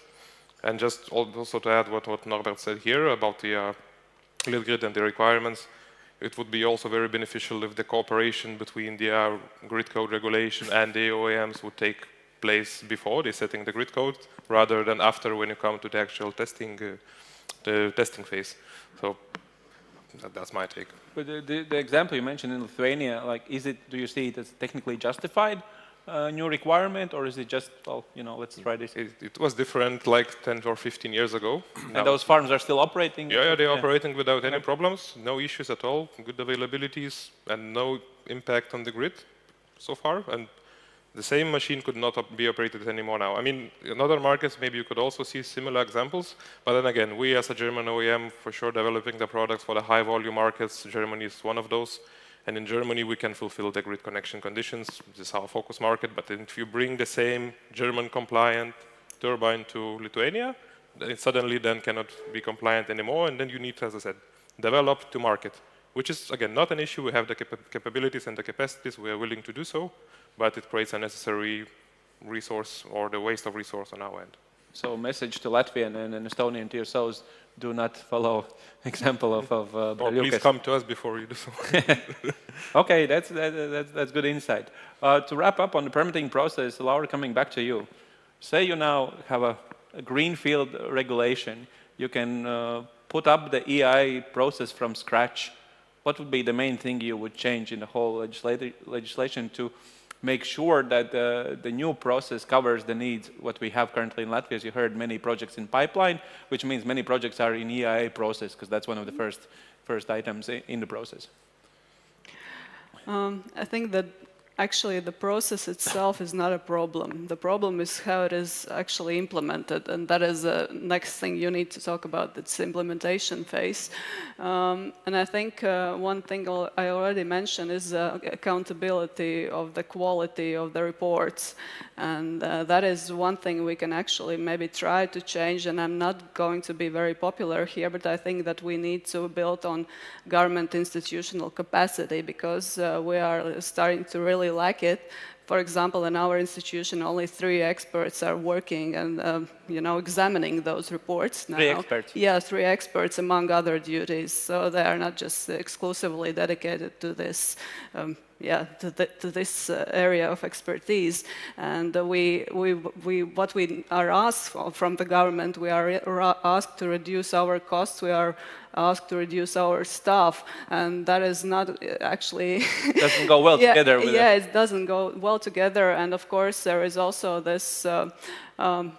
Competition between us and the private sector. If the consultancy firm needs an expert because there is a, increased volume for for development projects, and there is a larger need for expertise. So they are, taking our experts from the government side because they are trained and they are qualified. And they don't need and in the end, we need to, educate new people in order to actually do their job good. And I would say that maybe we need to start to look at this a little bit different, and maybe we can, I don't know, for example, provide like a paid service fee for this the same, same procedure as for the government institution, not just the private consultancy firm. Maybe that could also help in the end, and there will be better quality reports, and actually the developers wouldn't stuck with their very bad, attracted experts, and that could change the situation a lot. And I also wanted to say that actually there is one very good, project under development under the Ministry of Climate and Energy, which we are also collaborating, and there is a building, and there is also, you can always also see it now online, there is this map of industrial development territories, potential territories with different kind of restraints. Already you can take in advance and look at the territory where there will be bigger risks or less bigger risks in order, to develop the project. And that is one good way how to see the territories, because one of the reasons actually why the process it takes so long is that the territories which were chosen as to be the developed areas, they're having a lot of, for example, nature, values and other things which make it very hard for the developer to develop the project in the end. So we need to look at those tackle the problems at the beginning. But what you mentioned regarding specialists, is it lack of educated specialists, lack of budget, both? Both. Both. Okay. Thank you. I think we can expand on this for a long time, but we have to jump forward. Back to supply chain, we heard all those problems we're facing in very sort of, we scratched the surface of the problems we're facing here. In August, how do you justify your board saying that we Baltic should get the same attention as Western countries? Well, I think to start with, going to lower volume markets or medium volume markets like Baltic Sea, it's about the diversification. There is no internal fight for the capacities. I believe this is not a big problem.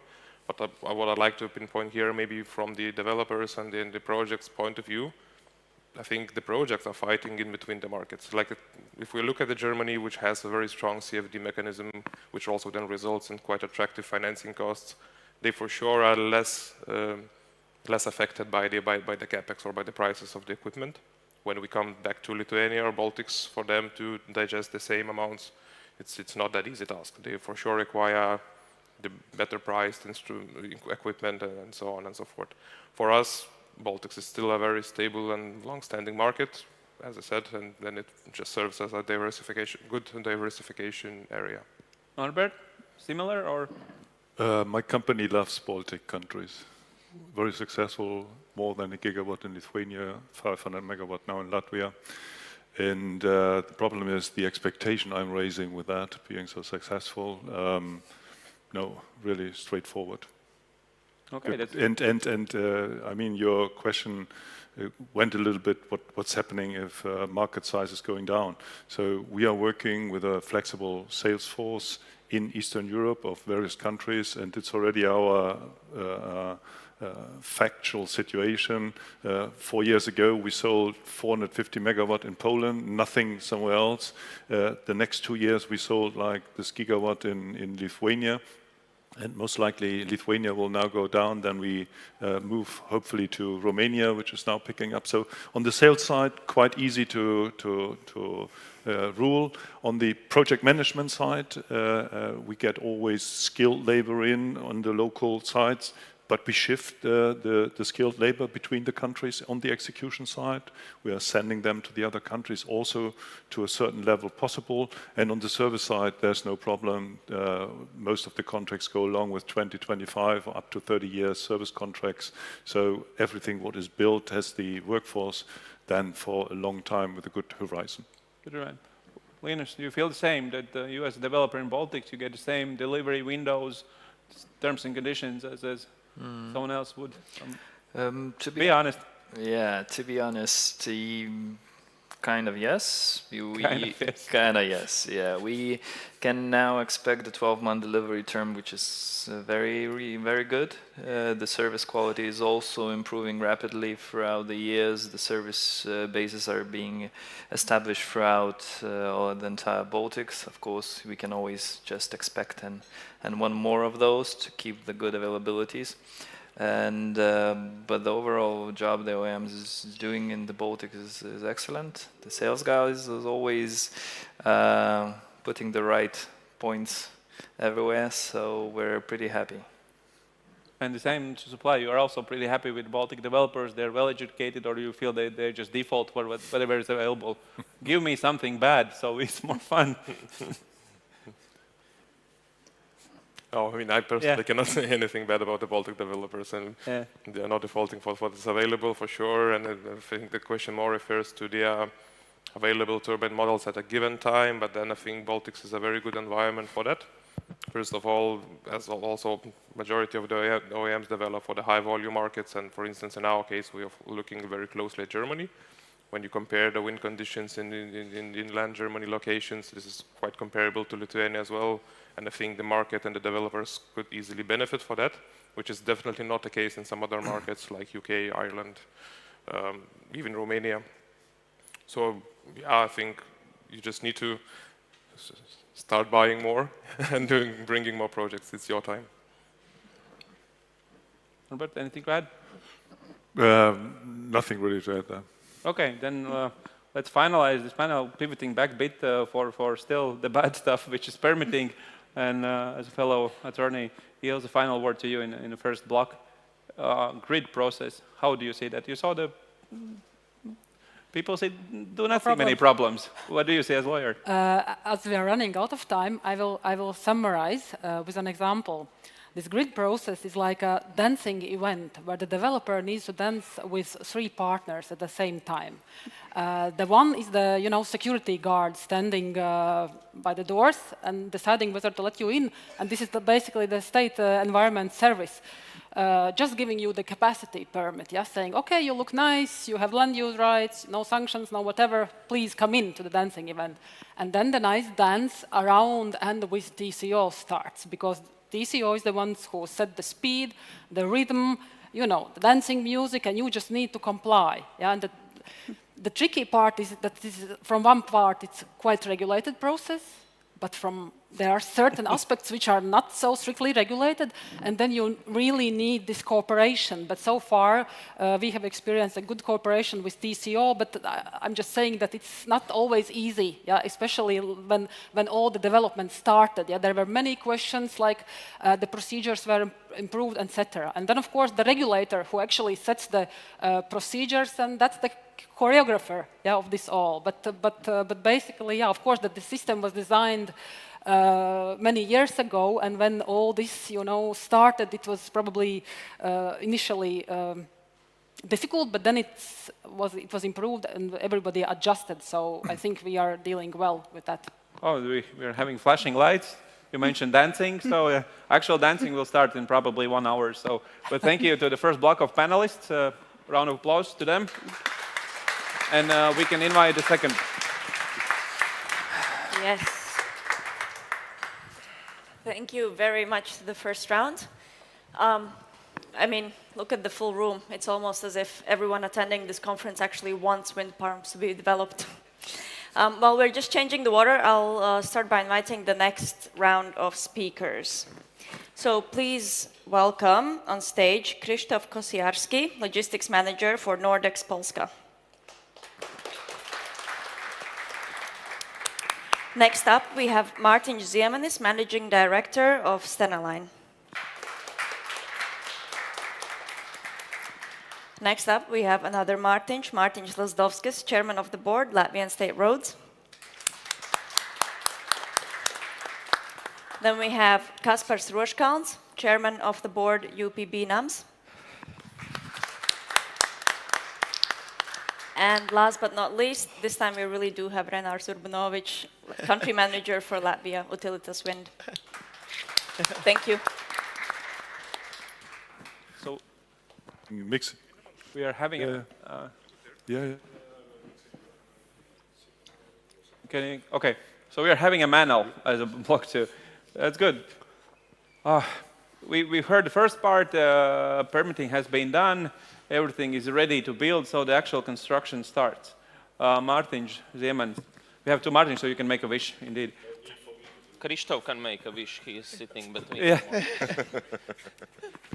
So, walk us through what it actually takes to ship a turbine components into a Baltic port. What's the easy part, what's the hard part? I just will share our journey through all this. There are basically three major points, I would say. The first one is just a vision and belief that we really can do that, because it's not like a very simple dry bulk cargo or general cargo, which we are used to handle and service all the time.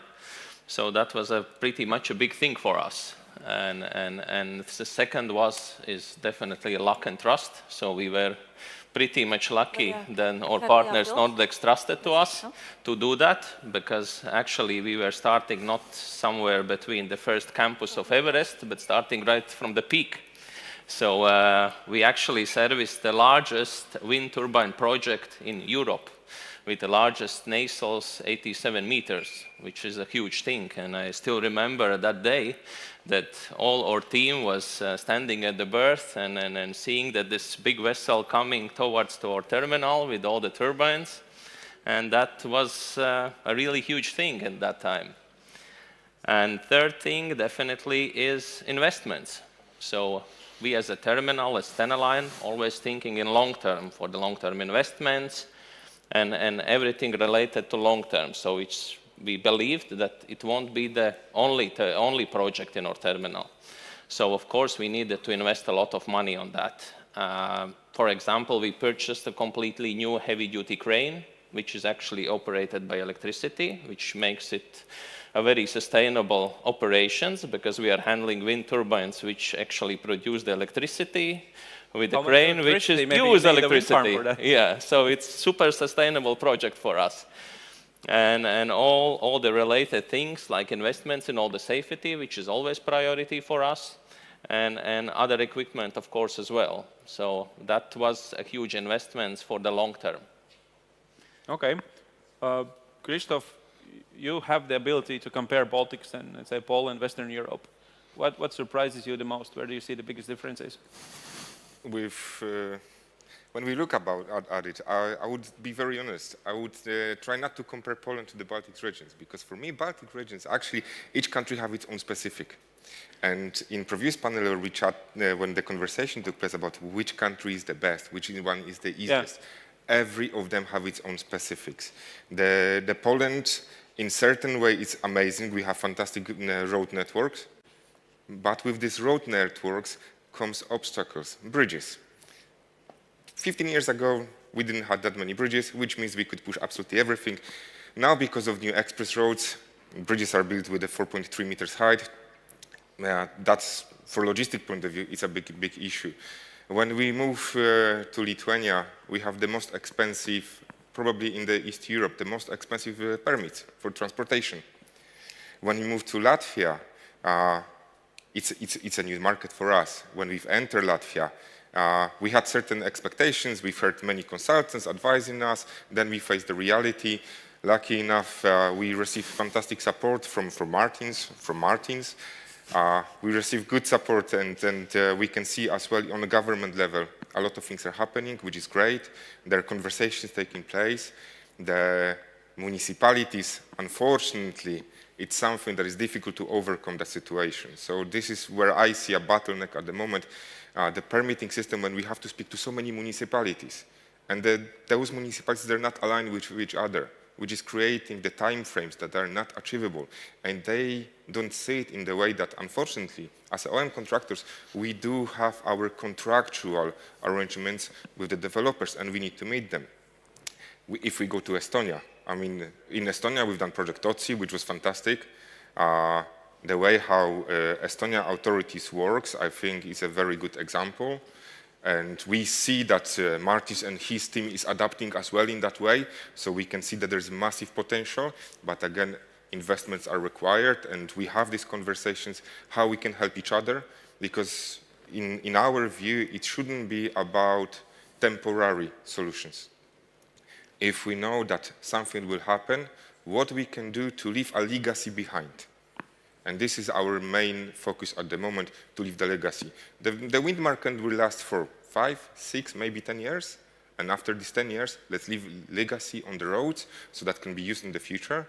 And when we're defining actually for those certain modifications, doesn't have to always come from the government. It can be funded through different manners as well. And we're really happy to discuss that in the future as well. So this is what I'm saying, that each country will be different. We will never have same situation in every country. Do you have your ranking of Baltics? I do have my ranking, okay, but go ahead. And I'm not going to share it. Okay, by the wine in 30 minutes. Martin Zemens, maybe your ranking about like which of the Baltic ports is the most ready for all the volumes coming in? I think it's definitely Ventspils, because we have a proper knowledge for that. We have all the equipment needed, all the heavy lifts, everything, and we have a pretty much a modern terminal, and we have a very good team who can execute such a project and all the drafts and everything. So I think it's definitely Ventspils. I think it's the only one in Latvia actually which is handling these type of cargo at the moment. Okay, one port. Krzysztof, you touched many good points about roads. So we'll go to now the roads and then delivery section of this turbine. So Renars, maybe from developer side, how does the supply look to you? Because obviously the developers usually want to give all the risks to contractors. Everything is there, but it usually pops up somewhere.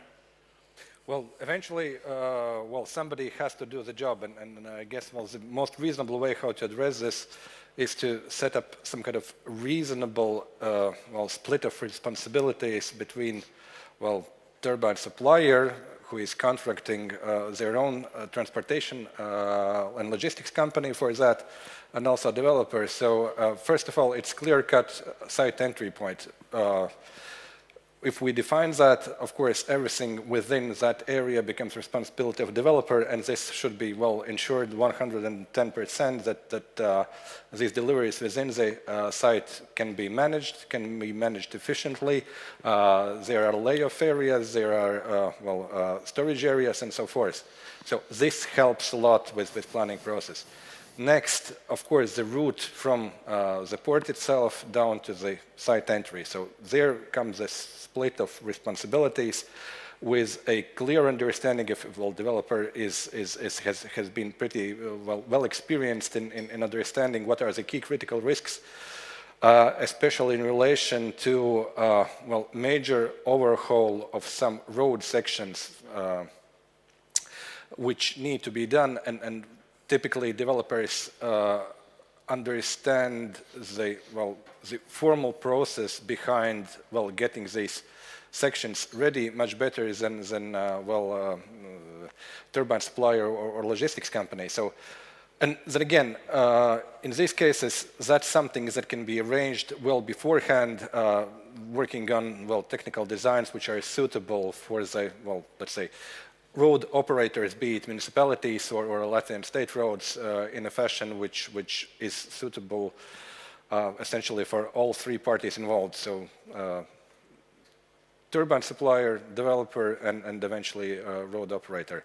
So it's a mutual collaboration which should take place and be well initiated well before actual transport deliveries kick off. So the developers shouldn't be in illusion that they will not have to participate, right? They have to. Well, they can be, but then again, it's not advisable. Kaspars, do BOP contractors come into play here? Well, depends on obviously different type of developer, but the general idea is design and build is something that's how you can move faster. The question is if you can look at the design build concept, then obviously what we've done is to split all the project in multiple construction permits. Therefore, you can do the design and build on the roads while you still are doing the design on foundations and design on cabling, let's say. And in this case, obviously, that is how you can get speed, because all the developers are mostly targeting that you need, obviously, to build on a budget, but also on very tight schedule. Because the most important part is when the first kilowatt goes into the grid. That is perfectly understandable. So the idea is, from our side, how we see that how we can manage the tight schedule and the budget, because nobody wants to pay more, but everybody wants to do it yesterday. Cheap, fast, and good quality. Yeah, cheap, usually fast, one good is quality. missing. But usually one is the missing, and however, if you look at let's say great concepts, then nothing is missing, because you can figure out the way how to deliver the less I don't know, metal in the foundations because of the design. Because in design you can solve way more problems than in construction phase. In construction phase, you only can solve the very minor problems, and if you want to solve a major problem during the construction phase, it's definitely going to cost a lot. So the most important part is early stage consultancy to start with the where the developers struggle, which turbines. Because when you know the turbine, you know the foundation, you know the, let's say, the loads, also from the turbine type, you know what type of the roads and constructional roads you'll need. So as fast as we can see that which turbine we can project, let's say, different costs on different turbines from the construction perspective, then developer has easier, let's say, to figure out, because they can see which turbine is cheaper, let's say so. But maybe on that specific model, on the cost of construction comes so much more on top that it actually makes no sense. So for us is what we are interested in to consult earlier, even if maybe the project is not actually fulfilled, but the chance for the project to be fulfilled is if you get more or less precise estimations as early as you can get. so smart development strategy by splitting the permits and also early contractors involvement, a couple of items. Okay, makes sense. Going now to the state roads. Martin, you were complimented by the colleagues that you're in a good collaborator, but you obviously handle all state roads. Where does the wind energy is in a big picture of state roads? Like how do you make compromises versus other needs? Maybe it's not the biggest, but in some cases the problems are suddenly big and suddenly on my table. I have experience, good and bad. I could easily blow up this conference, but it's afternoon. Everybody's looking for cocktails, but I have a lot to say. A lot to say about this wild, wild west sometimes approach, running to get first permission, and then suddenly you realize that you have a piano, but you don't have idea how to get it into your apartment. And what then? So it's a bad road planning? I would say that I have a feeling that in some cases there wasn't a planning at all, actually. There's permission, we are running to start a project, maybe to sell the project, but actually if you build a park, you should bring like 150 heavy load vehicles per day. Your construction have to start end of April, and then you are arguing that my my fees for not supplying the turbines, for example, is 50,000 euros per day. But if the park is located with no normal access roads, with no normal bearing capacity, and you're planning your works late autumn, early spring, when you definitely know that these roads won't have any capacity, and then you have local community, that's the fourth player, actually you mentioned 3, that's the fourth player, and then there is a local community who is suddenly inviting all state media, and then my people suddenly are guilty, or they are pushed to feel guilty that roads are not in the shape they used to be. So from that perspective, what I can say that the planning, actually that's the same what Kasper said, is important, and not just entry point. And everything which is before entry point is not my problem, but you have to understand how during construction process the works will be carried. Because if roads, especially gravel roads, if there is no capacity, we'll put weight limits, and simply you can't go there. Wait until winter when the roads are frozen.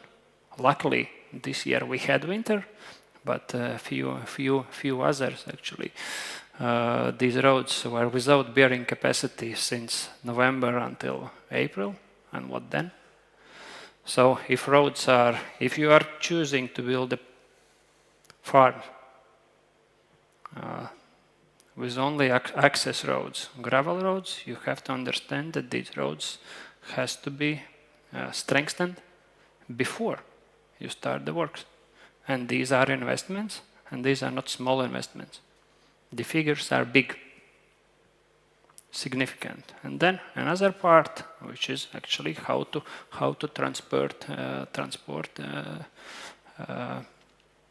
equipment, which is huge equipment. Our roads generally were planned and constructed during Soviet times, so the equipment is getting bigger and bigger. And there are bottlenecks. So we have spent a lot of time with Nordex team discussing how, where actually can we go, and there are areas of Latvia actually with very limited possibility to bring such a big equipment there. I'm not sure that there are no development plans. But maybe these development plans are just to sell to blind investors. I don't know. But is these so the problems? So those are basically sort of tackled case by case basis. Yeah. Yeah. Do you? We have had like really good projects and relations with the project developers. I can say that project in Jelgava was a well-developed first project. Now we have good cooperation with Pienava project. These are good examples, but you don't have to guess. But there is a bad publicity also for other projects. And would you, I don't know, benefit from more unified process, or do you, I don't know, have a capacity as authority, for example, to consult developers or before? Yes, yes, and I feel that that's our duty. That's our duty, despite that most probably, as in my organization, there are people who support the idea and others who doesn't. Our duty is to consult and to help, and as early you come to state roads, as better we would understand the problem and we could suggest a solution. I would say 1.5 years before start of construction would be most practical to come to understand what are delivery routes for construction process, what are delivery routes, and these can be different. To bring windmills, maybe there are some parts of the roads to be used for putting in electricity cables. So all these aspects need to be discussed. So early consultations, you're forward-looking, proactive. Just last question too, because you have been speaking. But like you mentioned, these local communities. Krzysztof mentioned the municipalities being the bottleneck. How do you deal with this political pressure, or because you are also a state-owned company and say we are sailing. You are what? Sailing. Sailing. So I'm saying, like, if the next I don't know, Minister of Transport is Donald Trump, who hates wind turbines. Drill, drill, drill. Drill, drill, drill. So that will not change, yeah? The approach will keep sailing. Okay. Kaspars, pivoting back to you, this is a good example of list of issues mentioned by Martin, but also the construction. We discussed this early, contractors' involvement. You know, the construction market in Latvia has had some hiccups in the past, you know, the cartels and everything. How do you see the market? Is there a real competition for projects? No, like a real competition? Definitely it's real competition because on the scale, the projects are, well, big in volumes. And obviously that's, we can see the competition comes across the Baltics. So also for us, we have estimated the projects outside Latvia, and we see that the Lithuanian and Estonian companies are estimating the projects also in Latvia. So I would say that the scale of the project is big enough. So it's interesting for large construction companies in all Baltic countries. So in that perspective, that is okay. On if I can comment a little bit what Martin said on all the problems, as I expected, it comes from the design. So it means that during the design process, when you have a clue on our idea on which two turbines you can have, then you can do the road surveys on both options, and then you can see, okay, if I choose this, what is the full cost? As I understand the idea that from investor perspective, hey, I want to know when the first kilowatt is going to be in the grid and how much the heck is going to cost that.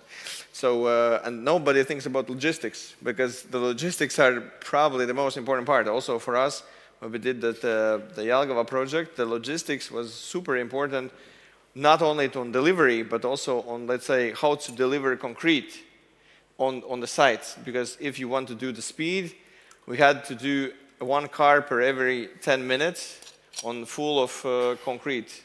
So it's so we had to do by 24/7, 1 car every 10 minutes. So logistically, this is the biggest challenge and a nightmare. So the idea is not to forget about the logistics. Yeah. And we hear that the Jelgava project is good, so that's well taken. Cool. But so no cartel in energy sector for construction, and the actual energy sector is something that drives sort of the transfer of construction companies across Baltics. I would say yes, that across Baltics is not a problem. We can see that a lot of other general construction companies are looking at our subcontractors, and we are doing the same. So on this perspective, I don't see any obstacle that you cannot get 3-4 decent offers, reasonable offers on a table. That's possible, definitely. Is that the case, Renars? Yeah, absolutely. Well, at least from our experience, the latest tenders that we have run and we are still running for some of our projects, well, interest from construction companies is there. Well, the same applies, of course, for turbine suppliers. So this is a competitive industry, and I guess this helps a lot also for investors, for energy companies, when it comes down to final investment decisions, well, being aware that, well, there will be interest from other key, let's say, suppliers in all of this process, and, well, this would result also in also good cooperation if, well, you, well, pick your future partner right. Do you tender just for the local companies, or you send it out to Pan-Baltic? It's, well, as it has been mentioned, yeah, it's a Pan-Baltic market, and we see not only, well, Baltic companies, we see Polish companies, for instance, also being interested and being able to deliver. That's I think, very good news. for the market. Time is tight, so one fire round with each of you in each of your respective areas. What is one thing you would want to be improved so the process can become better, or we can actually achieve the scaling of wind energy development? Martin? Yeah, from a Stenline side, I think that we are pretty much ready for everything today and tomorrow as well. Of course, there are some things which could be improved all the time, but I think that during our discussion, the main thing is the communication between the involved parties and planning. These things definitely could be improved. Yeah. I would say definitely planning and conversation with the municipalities. I mean, municipalities for us are the bigger bottleneck. But what do you say to them? What the conversation goes like? They say, we don't want wind, so... I think Ilse mentioned before about the dance, yes? So let's discuss it that we start with the waltz and we play waltz with them, which is nice. But suddenly, out of nowhere, it's a foxtrot. And this is what's happening. We would prefer to dance slowly with them. We would prefer to have honest conversations when we reach agreements, and these agreements are respected. Not to hear that new conditions are constantly added. It should be somehow standardized. Currently, every municipality has its own terms and conditions. They don't align with each other, and the process is very long and is full of bumps, which could be avoided. Honestly, they could be avoided. So I think that's a bottleneck. Okay. Martin? I would say, actually, for me, municipality is more like institution. Now, with the mayor and administration, I would say that cooperation with local community is a key, especially if we are speaking about roads, local roads. These my favorite gravel roads. You know, for these local people, in their understanding, that's their road. That's their road. His neighbors and his other neighbors' road, and then suddenly we were just three of us on this road. The dust even was ours. And now suddenly there are like 300 cars per day, heavy vehicles. There are bumps and so on and so on. So work with these people is really important. And if this homework hasn't been done, then it's a problem for us. Then it's a problem for these municipalities, and then the real dance starts. The TVs are coming, and ministers are getting involved, and so on and so on. So that's important. I understand that that's not easy. I know that it might feel that some of them looks crazy sometimes, but somehow dealing with this, actually, you are also dealing with other problems. For us, coming towards compromise is much easier if local community is at least not against the project. Okay. Kasper? Yeah, well, I'm not going to repeat about the planning and local communities, but I would say maybe to identify which of the projects have secured funding. Because again, this would reduce the pressure also on the state roads to just consult those who actually are 90% chance to be built, not 10% chance to build. The same for us, for construction companies, to give better offers, to spend more time on an offer, to get more into design, etc. You have to have more time. To have more time, you have to choose which projects are you actually going to focus. But isn't there a contradiction? Because you will never, like, the final investment decisions are taken at a very later stage after designing is completed. Yes and no, but if you know that, let's say, one or another company have previously success where, let's say, they have huge pension fund or state-owned company, whatever, as a fundier, you know what is the target that you have to achieve. If you achieve this, let's say, cost per megawatt, the project is a go. And then you work on that solution. If you have, hey, I need this cost per megawatt, and then I'm going to sell to somebody, and it's already more challenging, and obviously this is, I don't have a specific solution how to solve it. Yeah. But if this would be, let's say, with the reservations of the grid or whatever, how to put more pressure that you have to secure clear way how to fund the project, then it would remove the pressure from a lot of, let's say, smoke that we have, a lot of smoke. Not all the projects actually are getting there. I have many legal caveats to what you just said, but we'll discuss that over the wine. Renars, what would you improve, change? I guess we can look at this from two angles. The first one in relation to what happens in long term with those road modifications which are done for the sake of transportation from the port down to sites. So eventually, well, we have a clear indication now that there are, let's say, in terms of ports of delivery, well, projects on one side of Daugava, they could use most probably Ventspils port.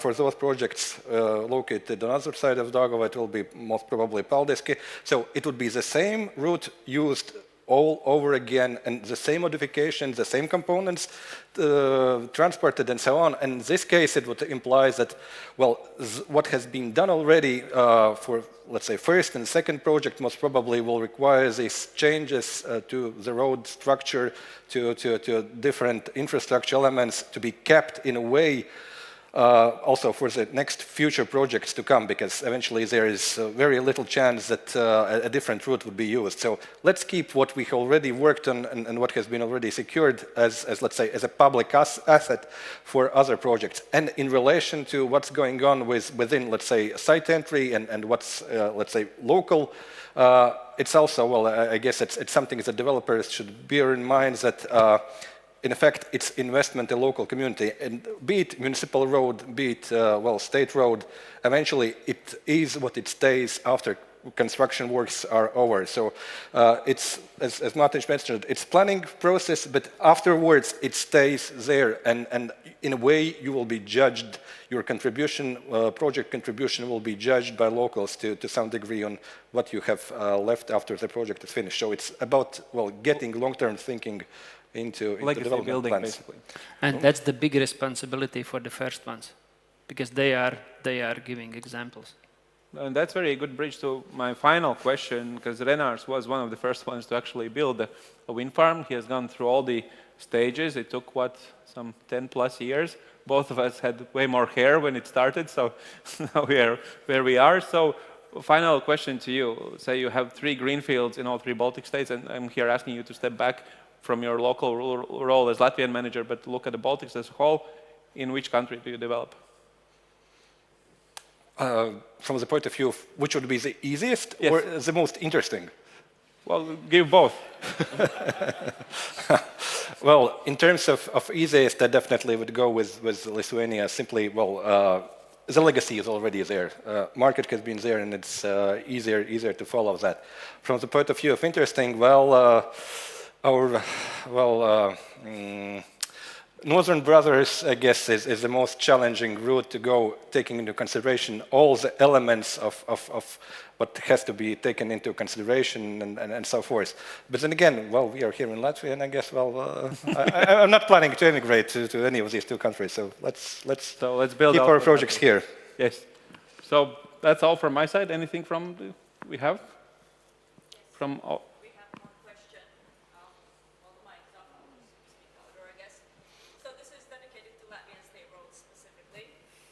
How does strategy for state roads align with the energy strategy? Is it challenging to obtain new connections for wind parks and industrial development and services? Actually, it's challenging if we are speaking about road development strategy, because we are lacking we are really lacking finance for the moment. So we are concentrating on very few